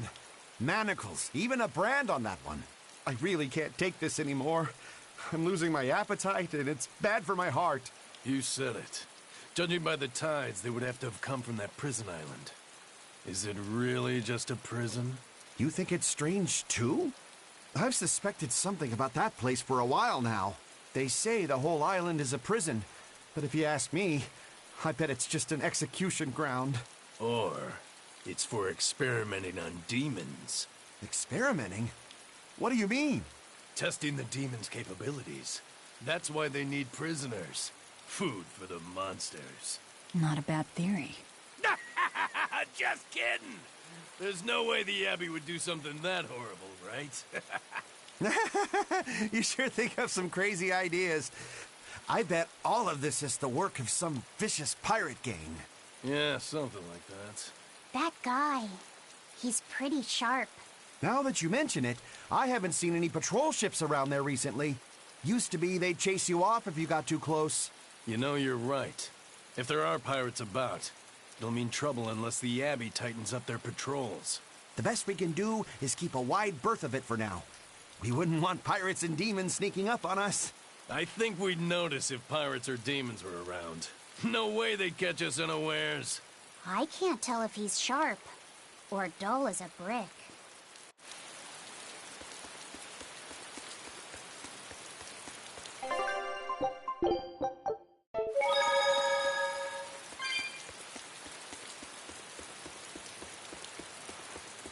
That's an interesting bridge. This bridge has a bit of history to it. Port Renede was originally built here on this inlet.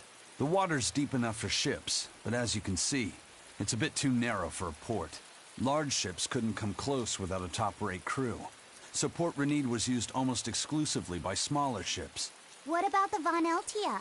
We're the best of the best. We came and went as we pleased. So your point is you wanted to brag? Hey, let me finish. The people wanted their town to grow, so they built an outer harbor for large ships, and this bridge to connect to it. Uh-huh. So that's why the port and the town are separate. But there's more. We secretly helped provide the funds and resources for them to build it. So you are bragging. And did this bridge bring prosperity to Port Renede? No. The Abbey began regulating shipping and travel, right about the time the town finished building the outer port. If only the seas had remained free, Port Renede would have developed into a center for commerce and trade. I suppose things don't always go as planned. Then again, even if Port Renede became a bustling port, we still would have no trouble slipping in or out. I'm not biting this time.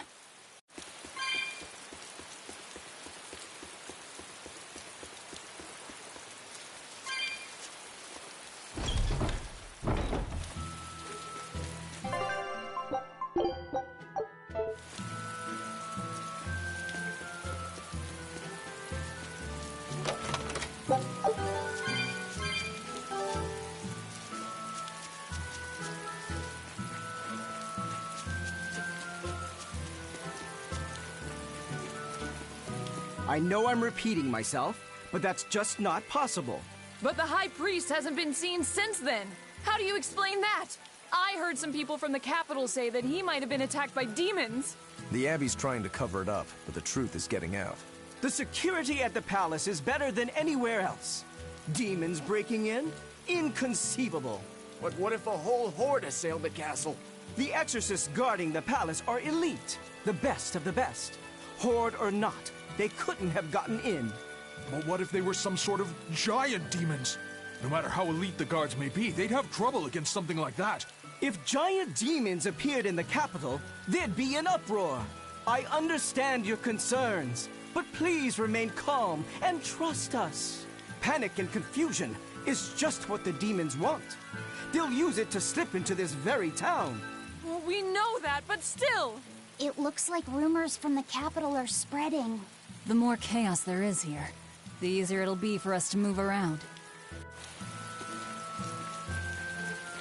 When I was in Port Zexen, I heard that a swarm of demons attacked the palace and killed the High Priest.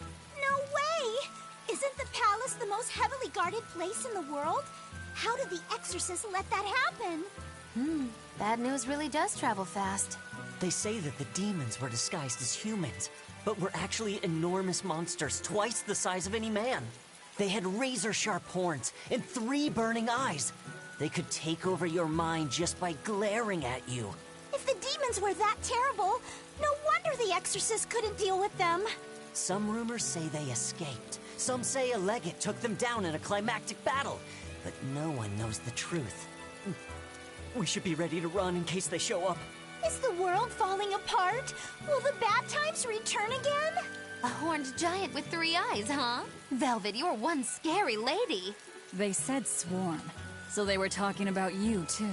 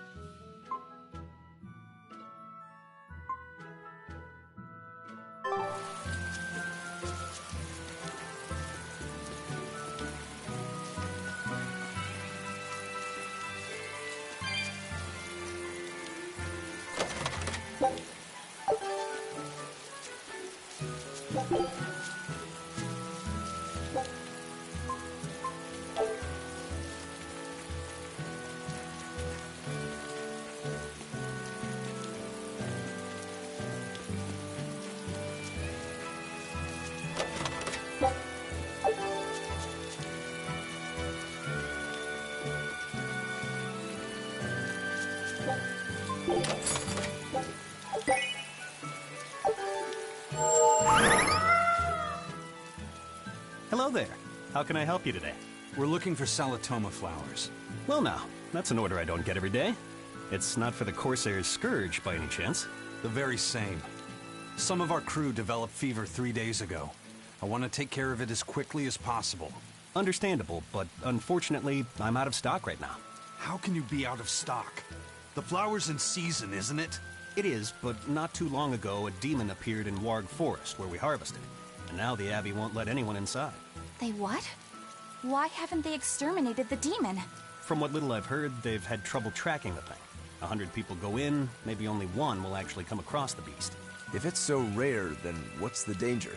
Because nobody who's encountered it has come back alive. First the Corsair's Scourge, then no medicine, the Abbey, and a mysterious demon. Never a dull moment with the Reaper's Curse, eh? I could try to order some from other towns, but if you're already on day 3, you might not make it in time. But if we go to the Warg Forest, the Salatoma will be in bloom, correct? Right, but the demon... We're going to the forest.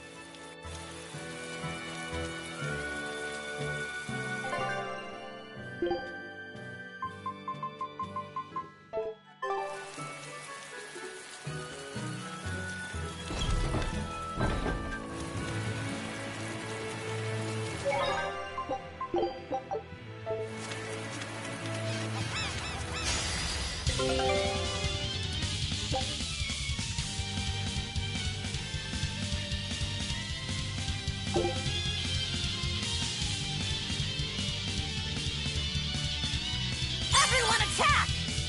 Guess it's time to fight!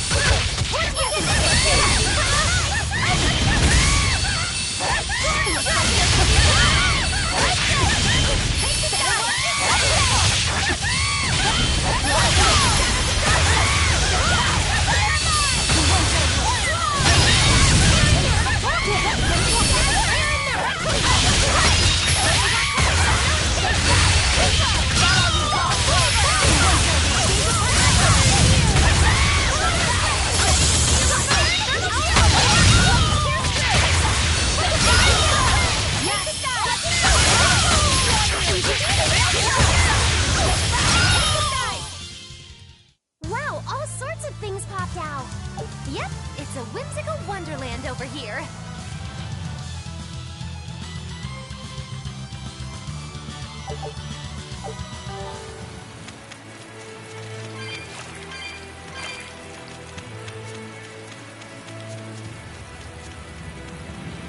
Hey, Laphicet, what's the Reaper's Curse Magilu was talking about? Supposedly, Aizen's presence has the power to bring misfortune to the people around him. Is that some sort of special Moloch power or something? It's worse than mere misfortune. At Vortigern, there was a sudden mass outbreak of demon blight, and many of his fellow crew died on his watch. I find that a little hard to believe, honestly. The Reaper's Curse is all too real. It was the Reaper's Curse that tore me from you and got me captured by Miss Magilu. Oh, is that so? I missed you so much. The hazy, halcyon days when I would blow on your cheeks to make your tears dry up. Hey, that's not... It must be destiny that we've been reunited. How I wish I could return to your side once more. Do what you want. I don't care. Really? I won't stop you. Maybe she wants a Moloch who freely divulges a young girl's secrets. I'm fine, thank you very much. I've already got Laphicet to look after as it is. Aw, no fair! Is he the one who blows on your tears now when you cry? He most certainly does not. And as of right now, you're a stranger to me.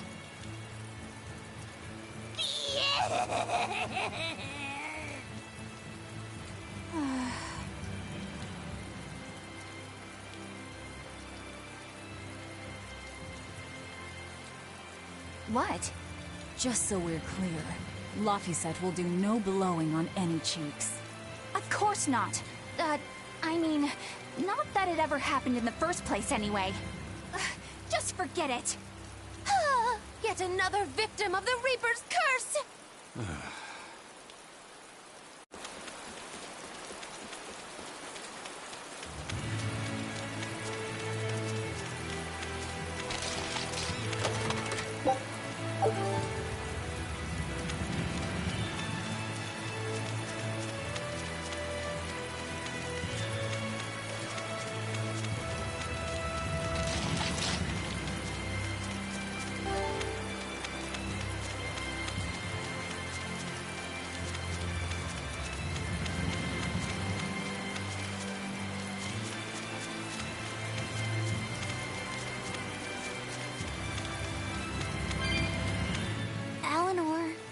Are you feeling all right?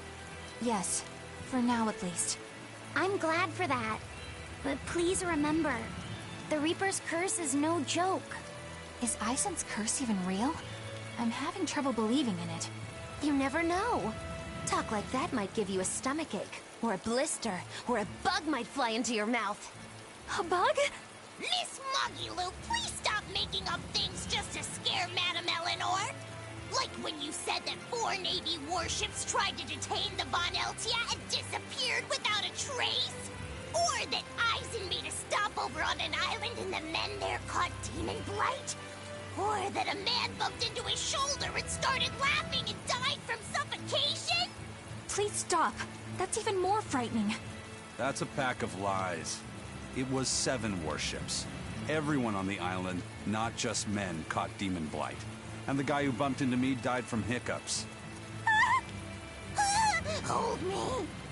But as far as the Corsair's Scourge goes, you don't need to worry. Just drink the Solitoma juice and you'll be fine. Assuming they're in bloom. Yeah, there is that.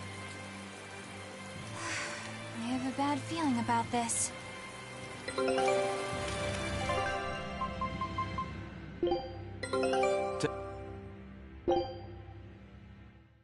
Scout ship settings.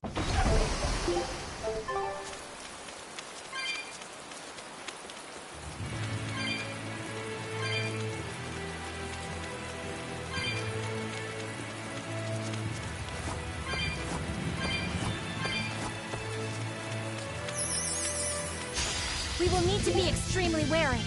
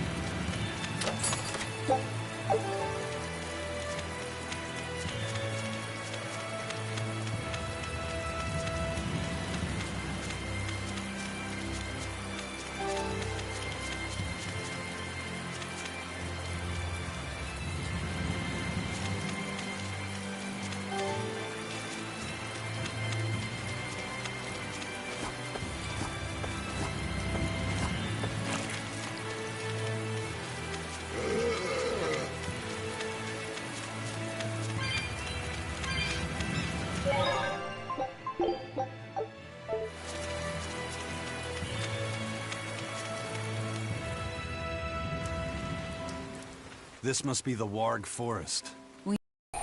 This is a dual-layered barrier. It's the Abbey's new invention. So it's two barriers working in tandem, then. That sure sounds like a hell of a lot of trouble just to stop people from coming in. It really does.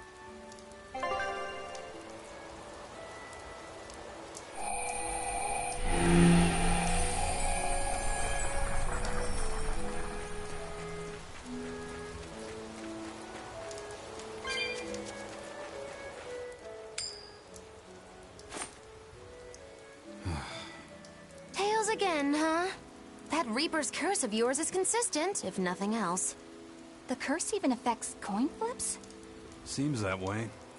Amalok's powers affect physical objects and can, at times, even synchronize with their wavelengths. And in your case, it's that coin? Yeah. That's why it always comes up tails. You must forgive my skepticism. Whether you choose to believe it or not is really up to you. It might be worth noting that coin is also Eisen's vessel. So is that wavelength business the reason why Laphicet always has that compass around him? That's part of it, but in another sense, it's a kind of proof of his manhood. Proof of his... manhood? Must polish you so you don't rust. That doesn't make any sense.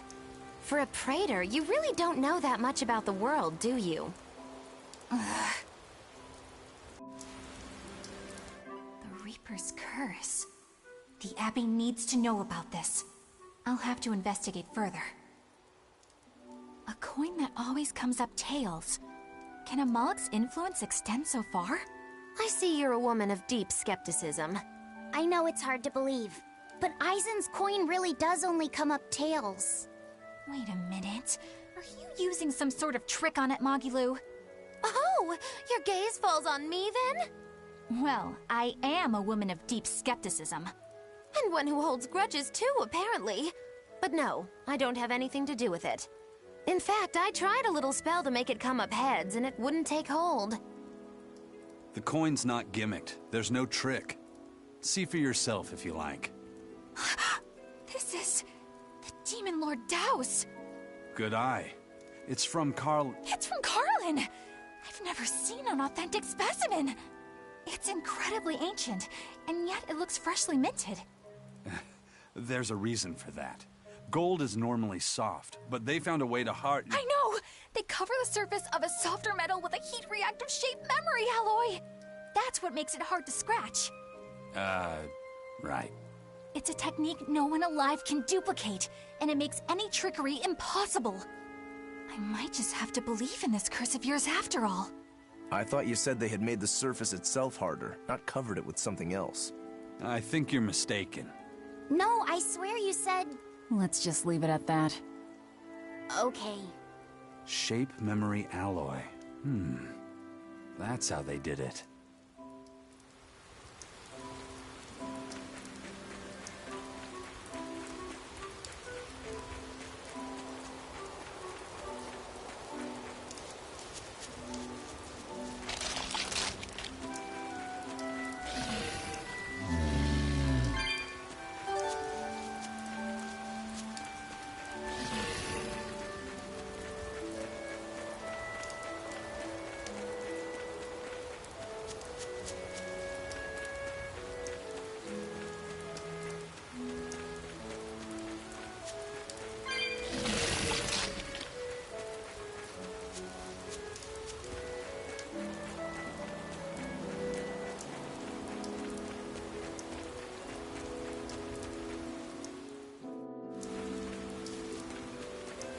So what does this Solitoma flower look like exactly?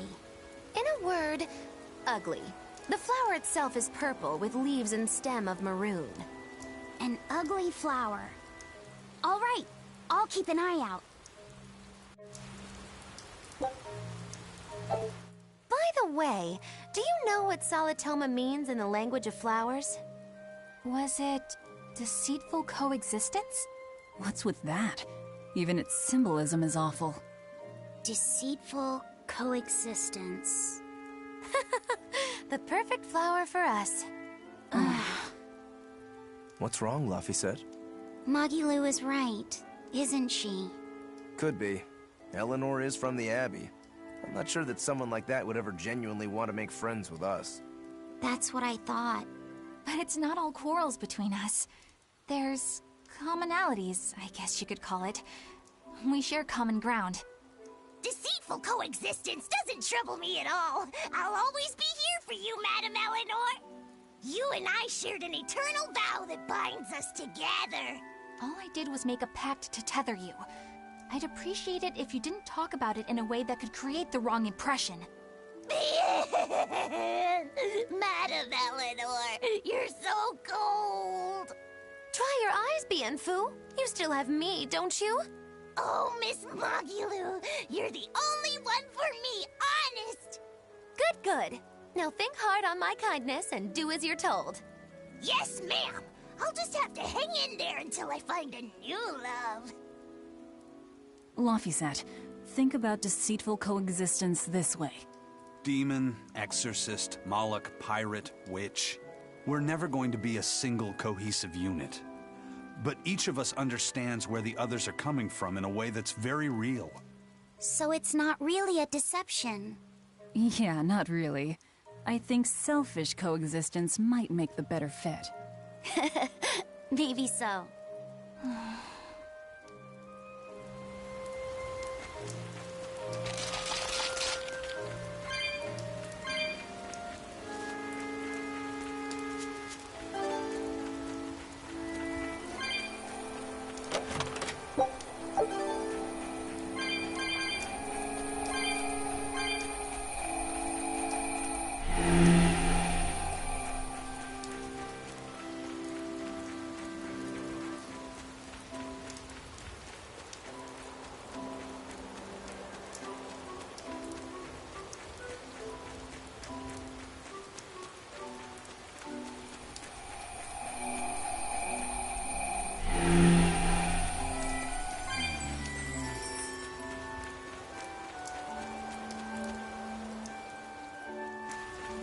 Those purple leaves belong to a salatoma.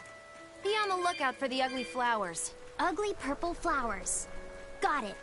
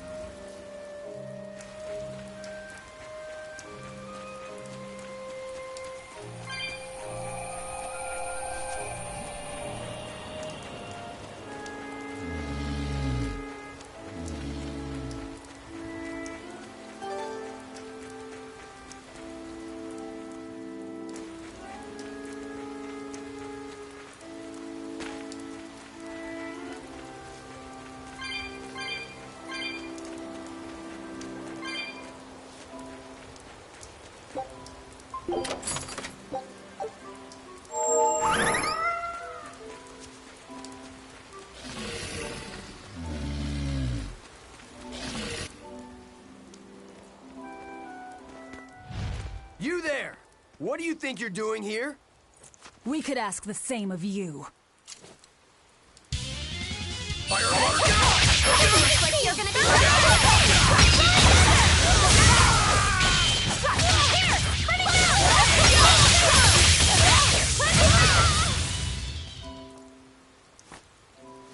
Is something going on back there?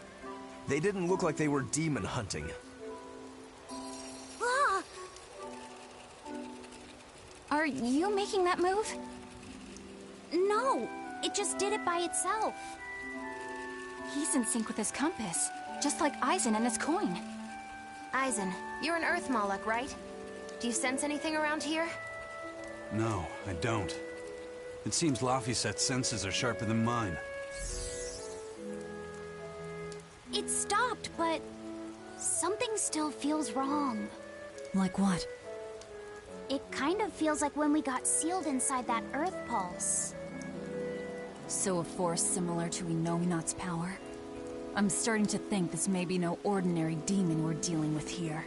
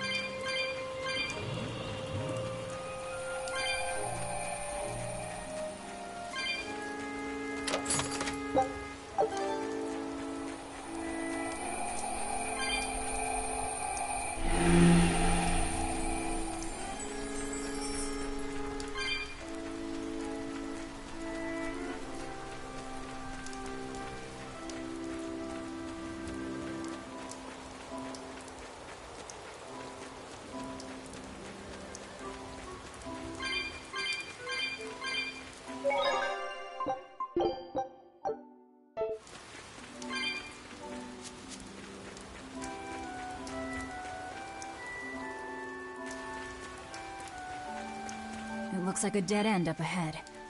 Laphicet, do you feel anything here? No, not right now. Look! Purple flowers! Yep, Solitoma. Is the demon the real reason the Abbey's closed off the forest? Worry about it later. It's flower picking time. Agreed. What do you think, kiddo? I told you these things were hard on the eyes. I mean, who puts those colors together? Yeah, they're really nasty looking. But if they help the others, that's good enough for me.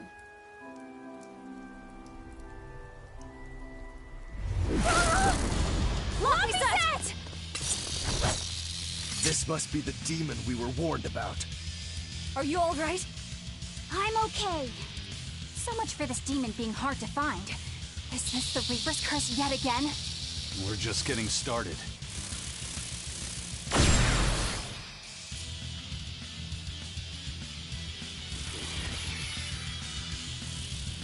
Another barrier! That barrier. Even my Praetor hearts can't break that. What's going on here? Why go to such lengths to keep this demon alive? Either way, I don't think we're hauling home any flowers unless we beat up Mr. Bugglesworth here. Right. Everyone, let's do this!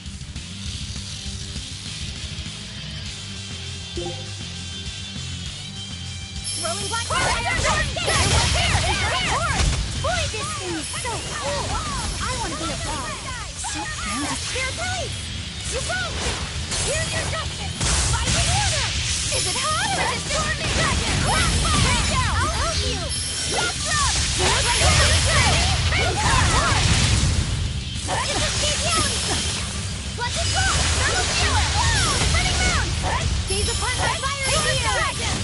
Infernal Torch! Here!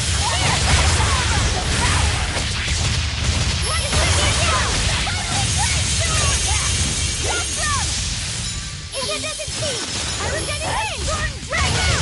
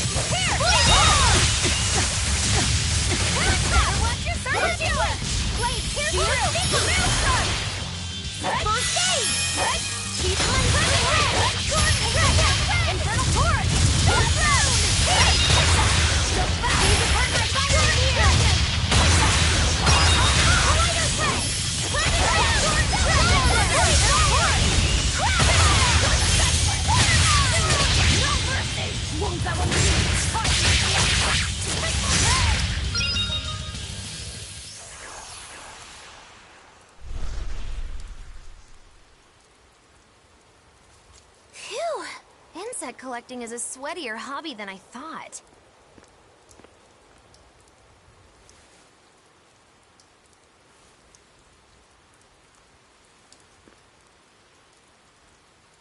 Look! Can we keep him? No, hand it over. I'll dispose of it. Aww.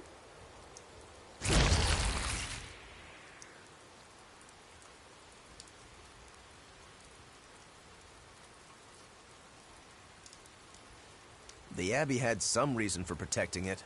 Maybe we should keep it alive for observation.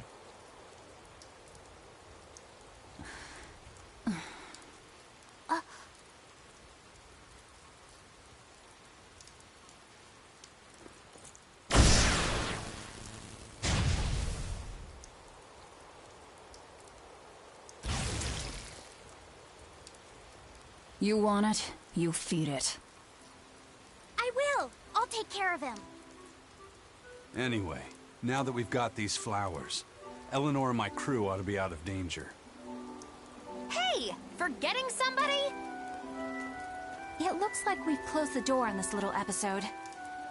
That insect demon was a bit of a surprise, but I still think this curse business is overblown. I can count on one hand how many have survived more than 3 years at my side. If you're not careful, you might wind up as corpse number 50. 50? That's how many comrades I've lost. Oh, I'm sorry. Just saying, don't let your guard down. Right. Now that we've got what we need, we should get back to the ship.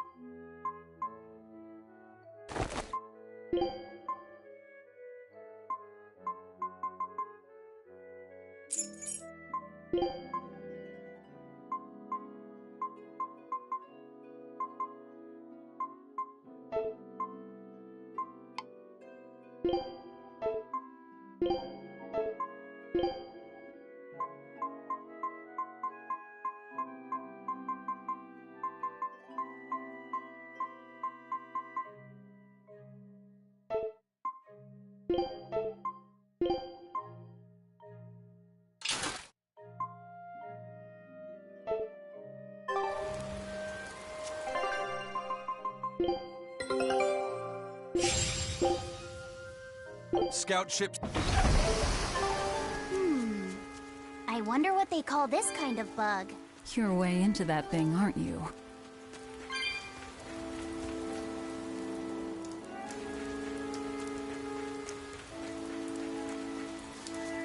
Laphicet, can I ask you a bit of an awkward question?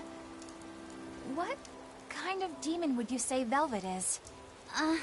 Well... Oh, don't worry. I'm not trying to find a vulnerability or anything.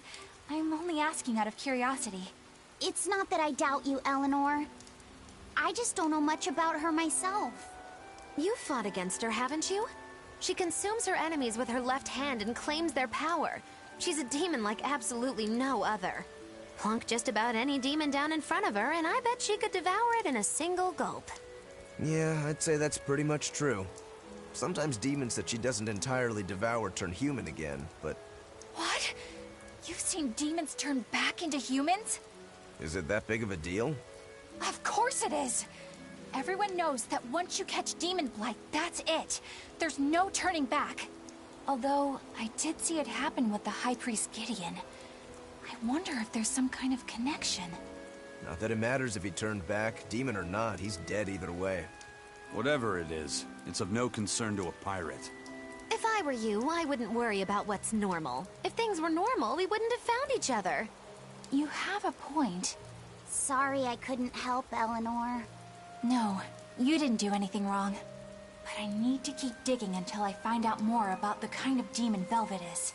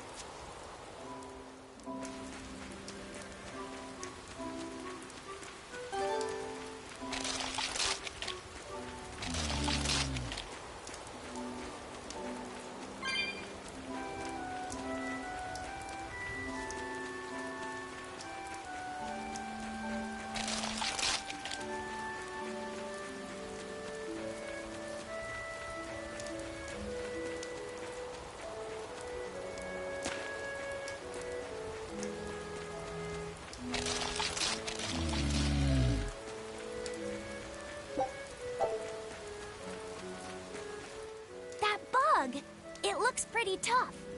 Yeah, I've been around a long time, but I've never seen anything like it. It must be a new species.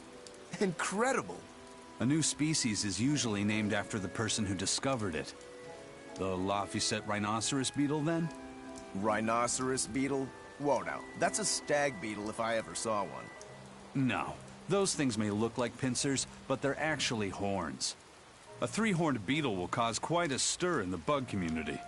Hey, I know pincers when I see them, and those were some mighty pincers. The Laphicet stag beetle has a better ring to it, right? What part of that sounds better? The whole thing. Stag beetles are the strongest, after all. I can't let that go unchallenged. The rhinoceros is the king of beetledom. Beetledom? More like beetle-dumb. Huh? That doesn't help your case at all. Rokuro, Aizen. I feel a dangerous storm brewing. The rhino is a one-trick pony with its horn, but a stag can cut its opponents in half. Its weapons can be used in any situation. The stag is a true swordsman. That's petty trickery. The only beetle with the raw muscle to decide its own fate is the rhino. But they only live for a year. The stag can survive through the winter. They live hard and die young. Is the beauty of such a life lost on you? Why is it that boys get so excited when they talk about bugs? Rhinoceros, stag, or butterfly. It's all no matter to me. They all look like cockroaches. They're totally different! So, what will you name it? I think Rhinostagros for now.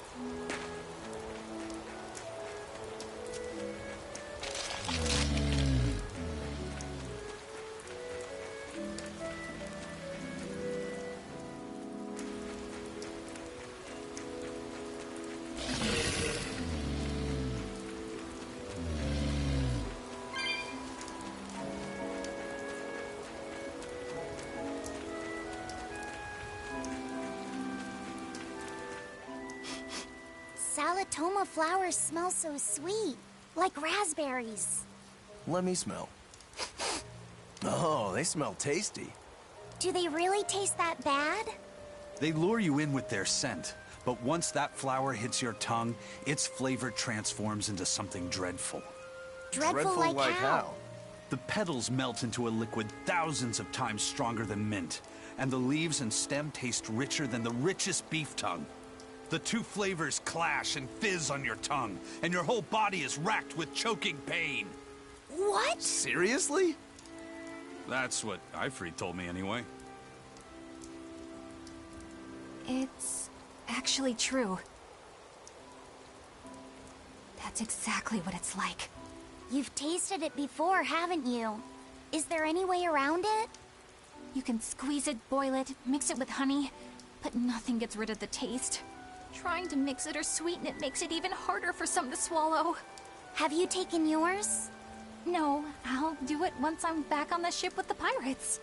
Wait, are you the type that puts off unpleasant tasks? Not at all. I simply cannot be the first to drink it when others are still waiting for us to deliver their doses.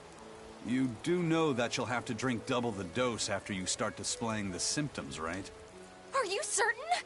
Quit being so stubborn. It'd be better if you just got it over with. And you've taken your dose? No, I don't need to. Having a tethered Moloch drink it is enough to absorb its effects. But to a Moloch, it tastes... Yes, the cuter you are, the worse it tastes. It's good to be an exorcist, eh, Eleanor? Do I have to drink it? Of course not. I'll suffer through my own dose of Salatoma. Well, poo. How dull. Whew.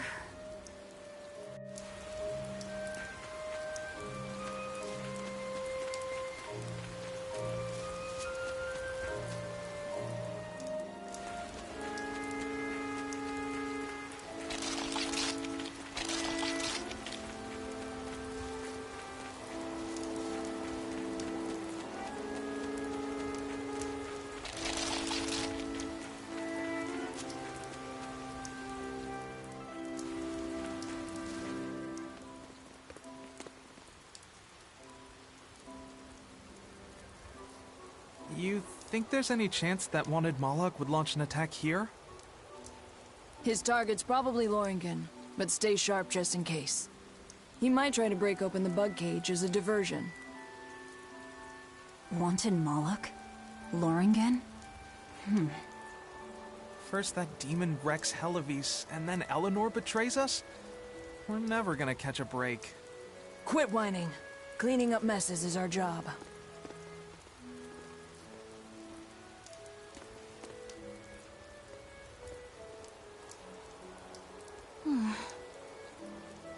Looks like our Abbey buddies are up to something. And the bug cage. That barrier, I assume? If so, it won't be long before they find out we broke in. Then we should make our exit while we can.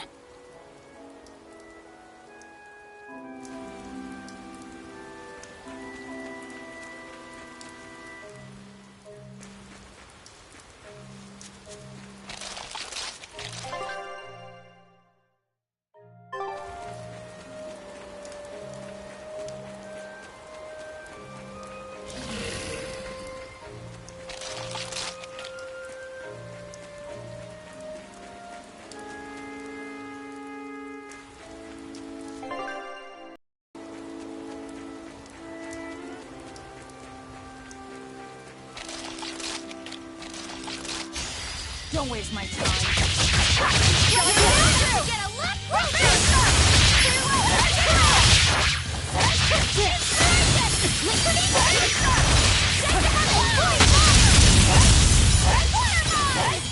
Elements of creation.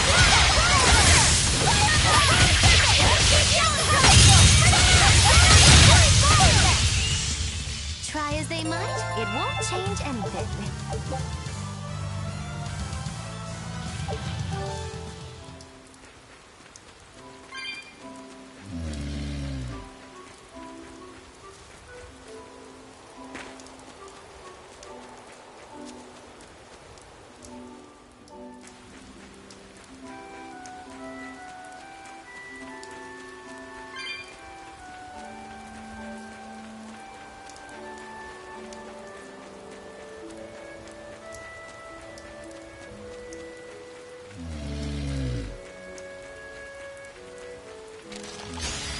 ready for this.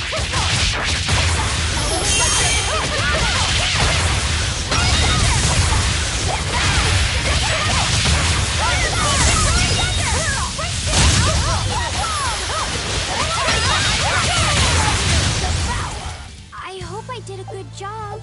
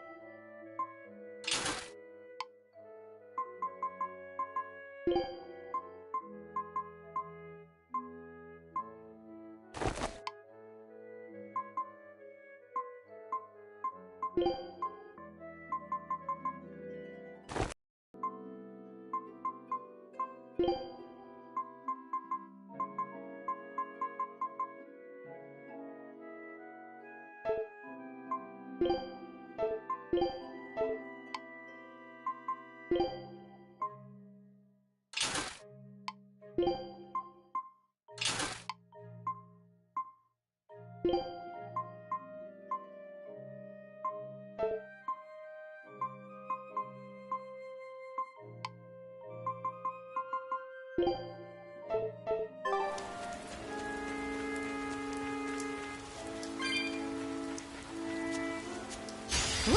It's a biggie!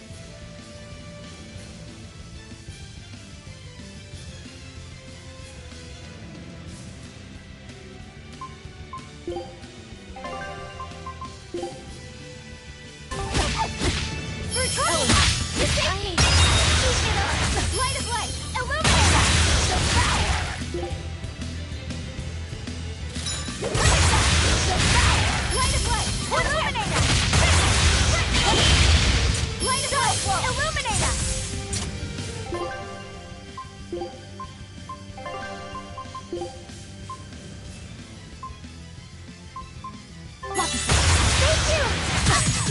How could I be so light heal up!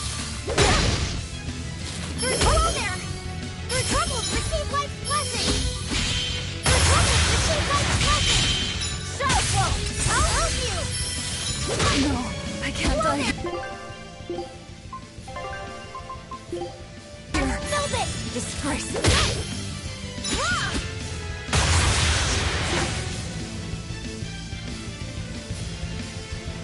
Through troubles, receive life's blessing!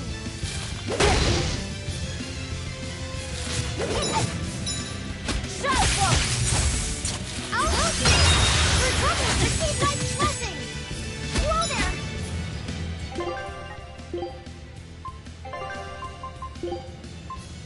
Eleanor! Through troubles, receive life's blessing!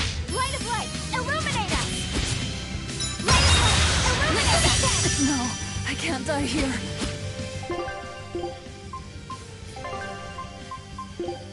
Velvet! Disgraceful. Light of light, illuminate us! Receive life's blessing! Light of light, illuminate us! Whoa there! Light of light, illuminate us! First aid!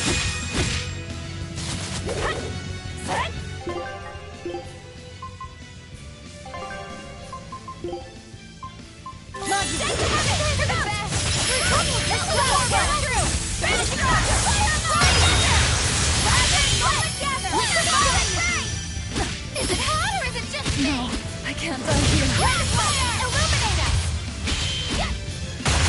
Light of light, illuminate us! Fairy circle!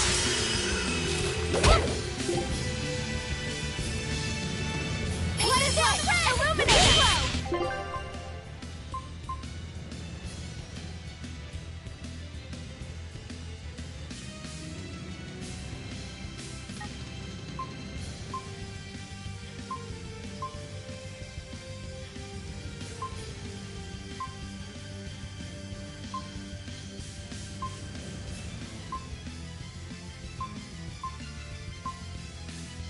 When it's light of light, illuminate us!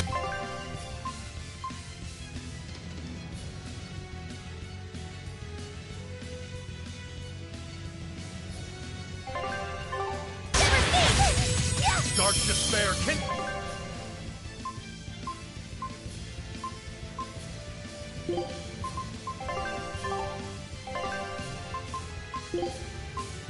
Still a beacon of hope! Cell absorber! Clear light! Incinerate us! Die!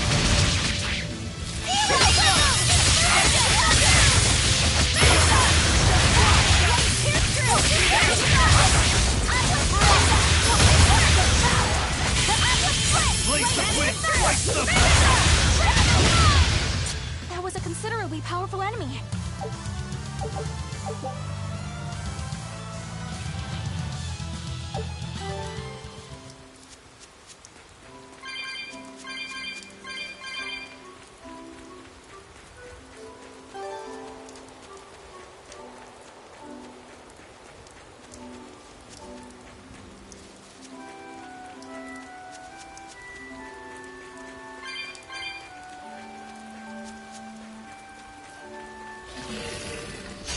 Here I come!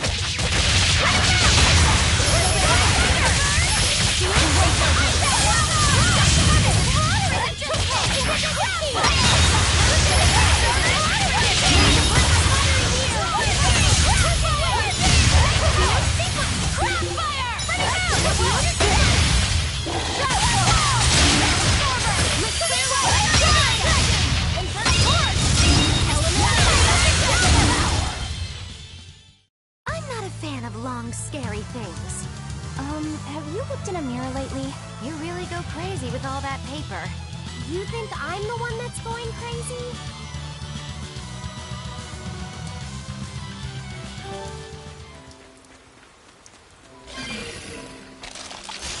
I challenge you! Element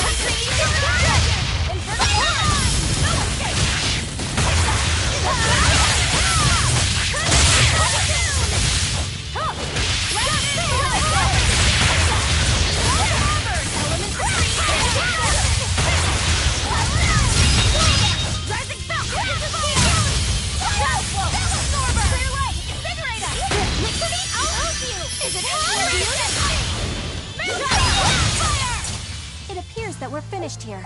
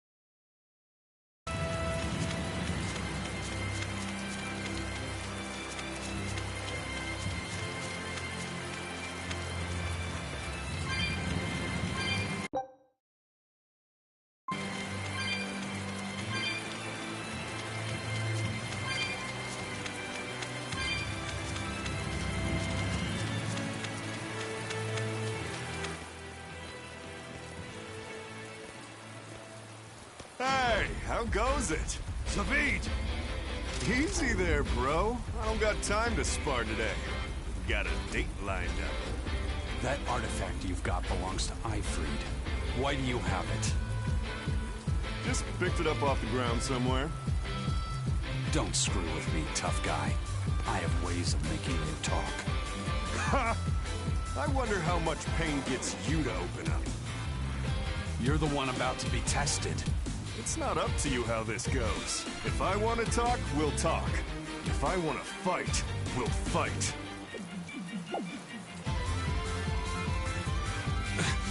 What are you?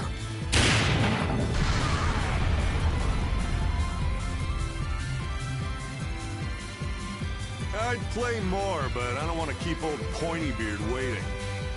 We'll chat some more later, with our fists. Wait! Aizen! We need to get the flowers to everyone on the ship! You can handle it! But you're... Let's head back, Laffy said. All right.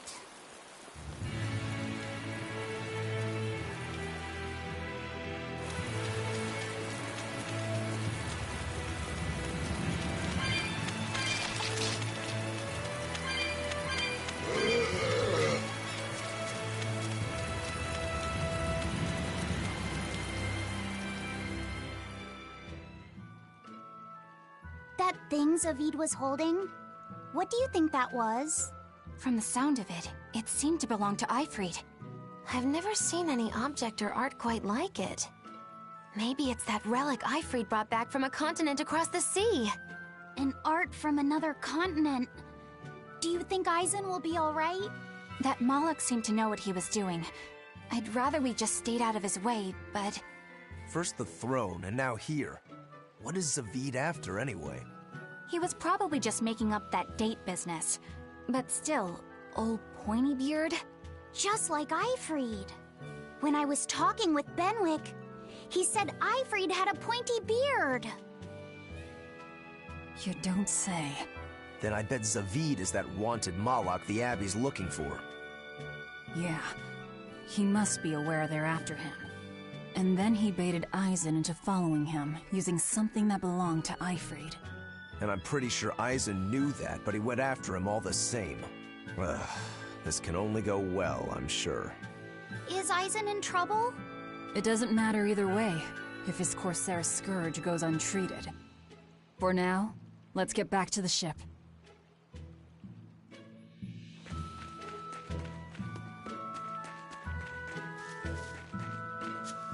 Dad, I can't take it anymore. I can't deal with life in this village.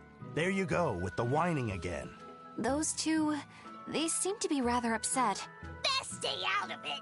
They're going at it hammer and tongs. The phrase is hammer and tongs. I'm not whining. It's been 10 years and the village is no better off than when we started. Every year it gets colder, and every year our harvest gets worse. And the risk of demon blight hasn't gone away. Your point? Compared to other regions, Westgand has fewer cases of demon blight. Other areas are suffering worse from the cold and the demons. I'd say we're better off here than anywhere else. You're saying we're lucky that all we have to worry about is cultivating this inhospitable land? Don't be so impatient. We'll see results. Westgand has incredible potential. If we keep working this land, eventually it will become a prosperous place. Maybe not now, but in 100 years or 1,000, our descendants will have joy and plenty. That's enough for me. There you go again. Who cares about ancestors? I'm talking about... Good man, your words have moved me. As an exorcist, I promise to work my hardest to end the demon blight and help people like you find security. Oh, thank you for your kind words, young exorcist. Then I have a request. How about you start helping by marrying this fool son of mine? What? Ever since his lover gave him the slip, he's been whining like this non-stop. I'm very sorry, but that wasn't exactly what I had in mind.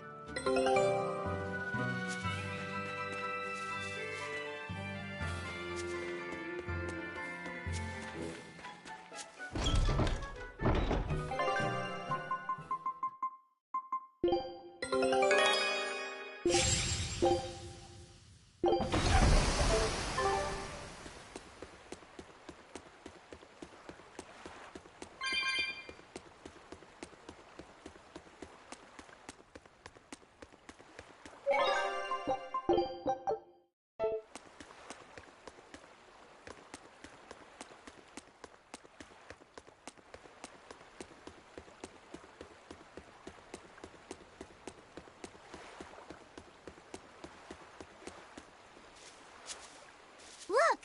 A frog! It's unusual to see one this close to the sea. Hey, I thought of a poem! Day at Port Renede. A frog jumps into the void. The sound of the sea. Moggy-Loo? What was that? Just a little poem that popped into my head. My inspiration came from pondering the terror a frog would feel if it unwittingly leapt into the salty ocean. That's... I don't get it at all. I got another one! Skinny little frog, Moggy-Loo is on your side. Do not give up hope. I guess that one is about rooting for a frog? That's right. I once bet a fortune on a game of chance involving frogs. That was my inspiration for this one. What do you think? Poetic, isn't it? I think you have a gambling problem. So, did this skinny frog win? Nope. I lost my entire bet.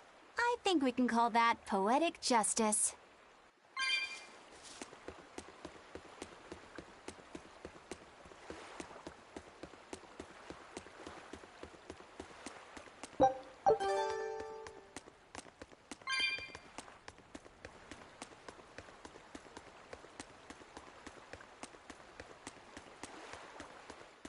We've brought back your solitomas.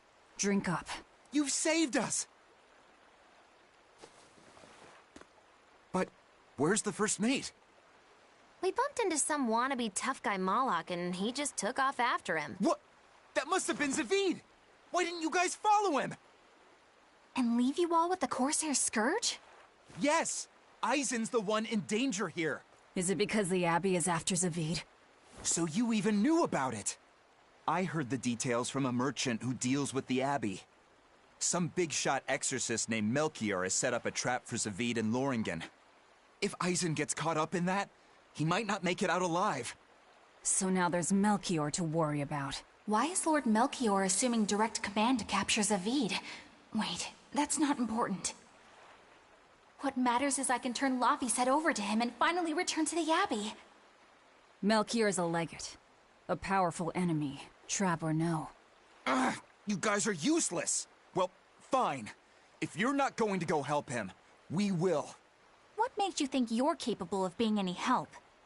Would you let an ally get slaughtered just because you were scared? What? We want to save him. Maybe we'll lose. It still won't stop us. We are the ones who decide our fates. Only us. That's just the creed of Eifried's pirates. You're a real hothead, you know that? Nobody said anything about not helping Eisen. Huh?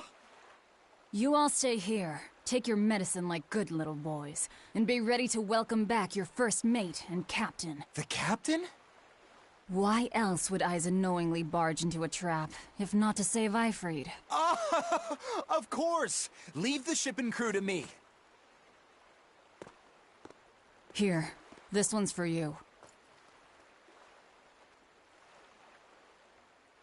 Those pirates haven't a lick of sense in them. They don't let reason dictate who they protect. If you say so, Demon.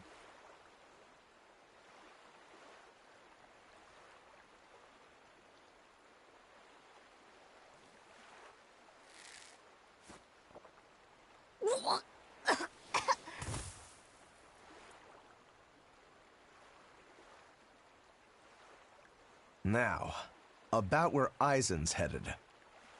Those exorcists were talking about some place called Loringen. Yes. It's a tower in the northern part of Westgand where the exorcists train. Lines up with what Benwick told us. That must be the place. There must be a lot of exorcists. Hang in there, Eisen. That'll take more than basic exorcists to do him in. We ought to pity any poor exorcists who meet the Reaper. Right. Let's work together and find him.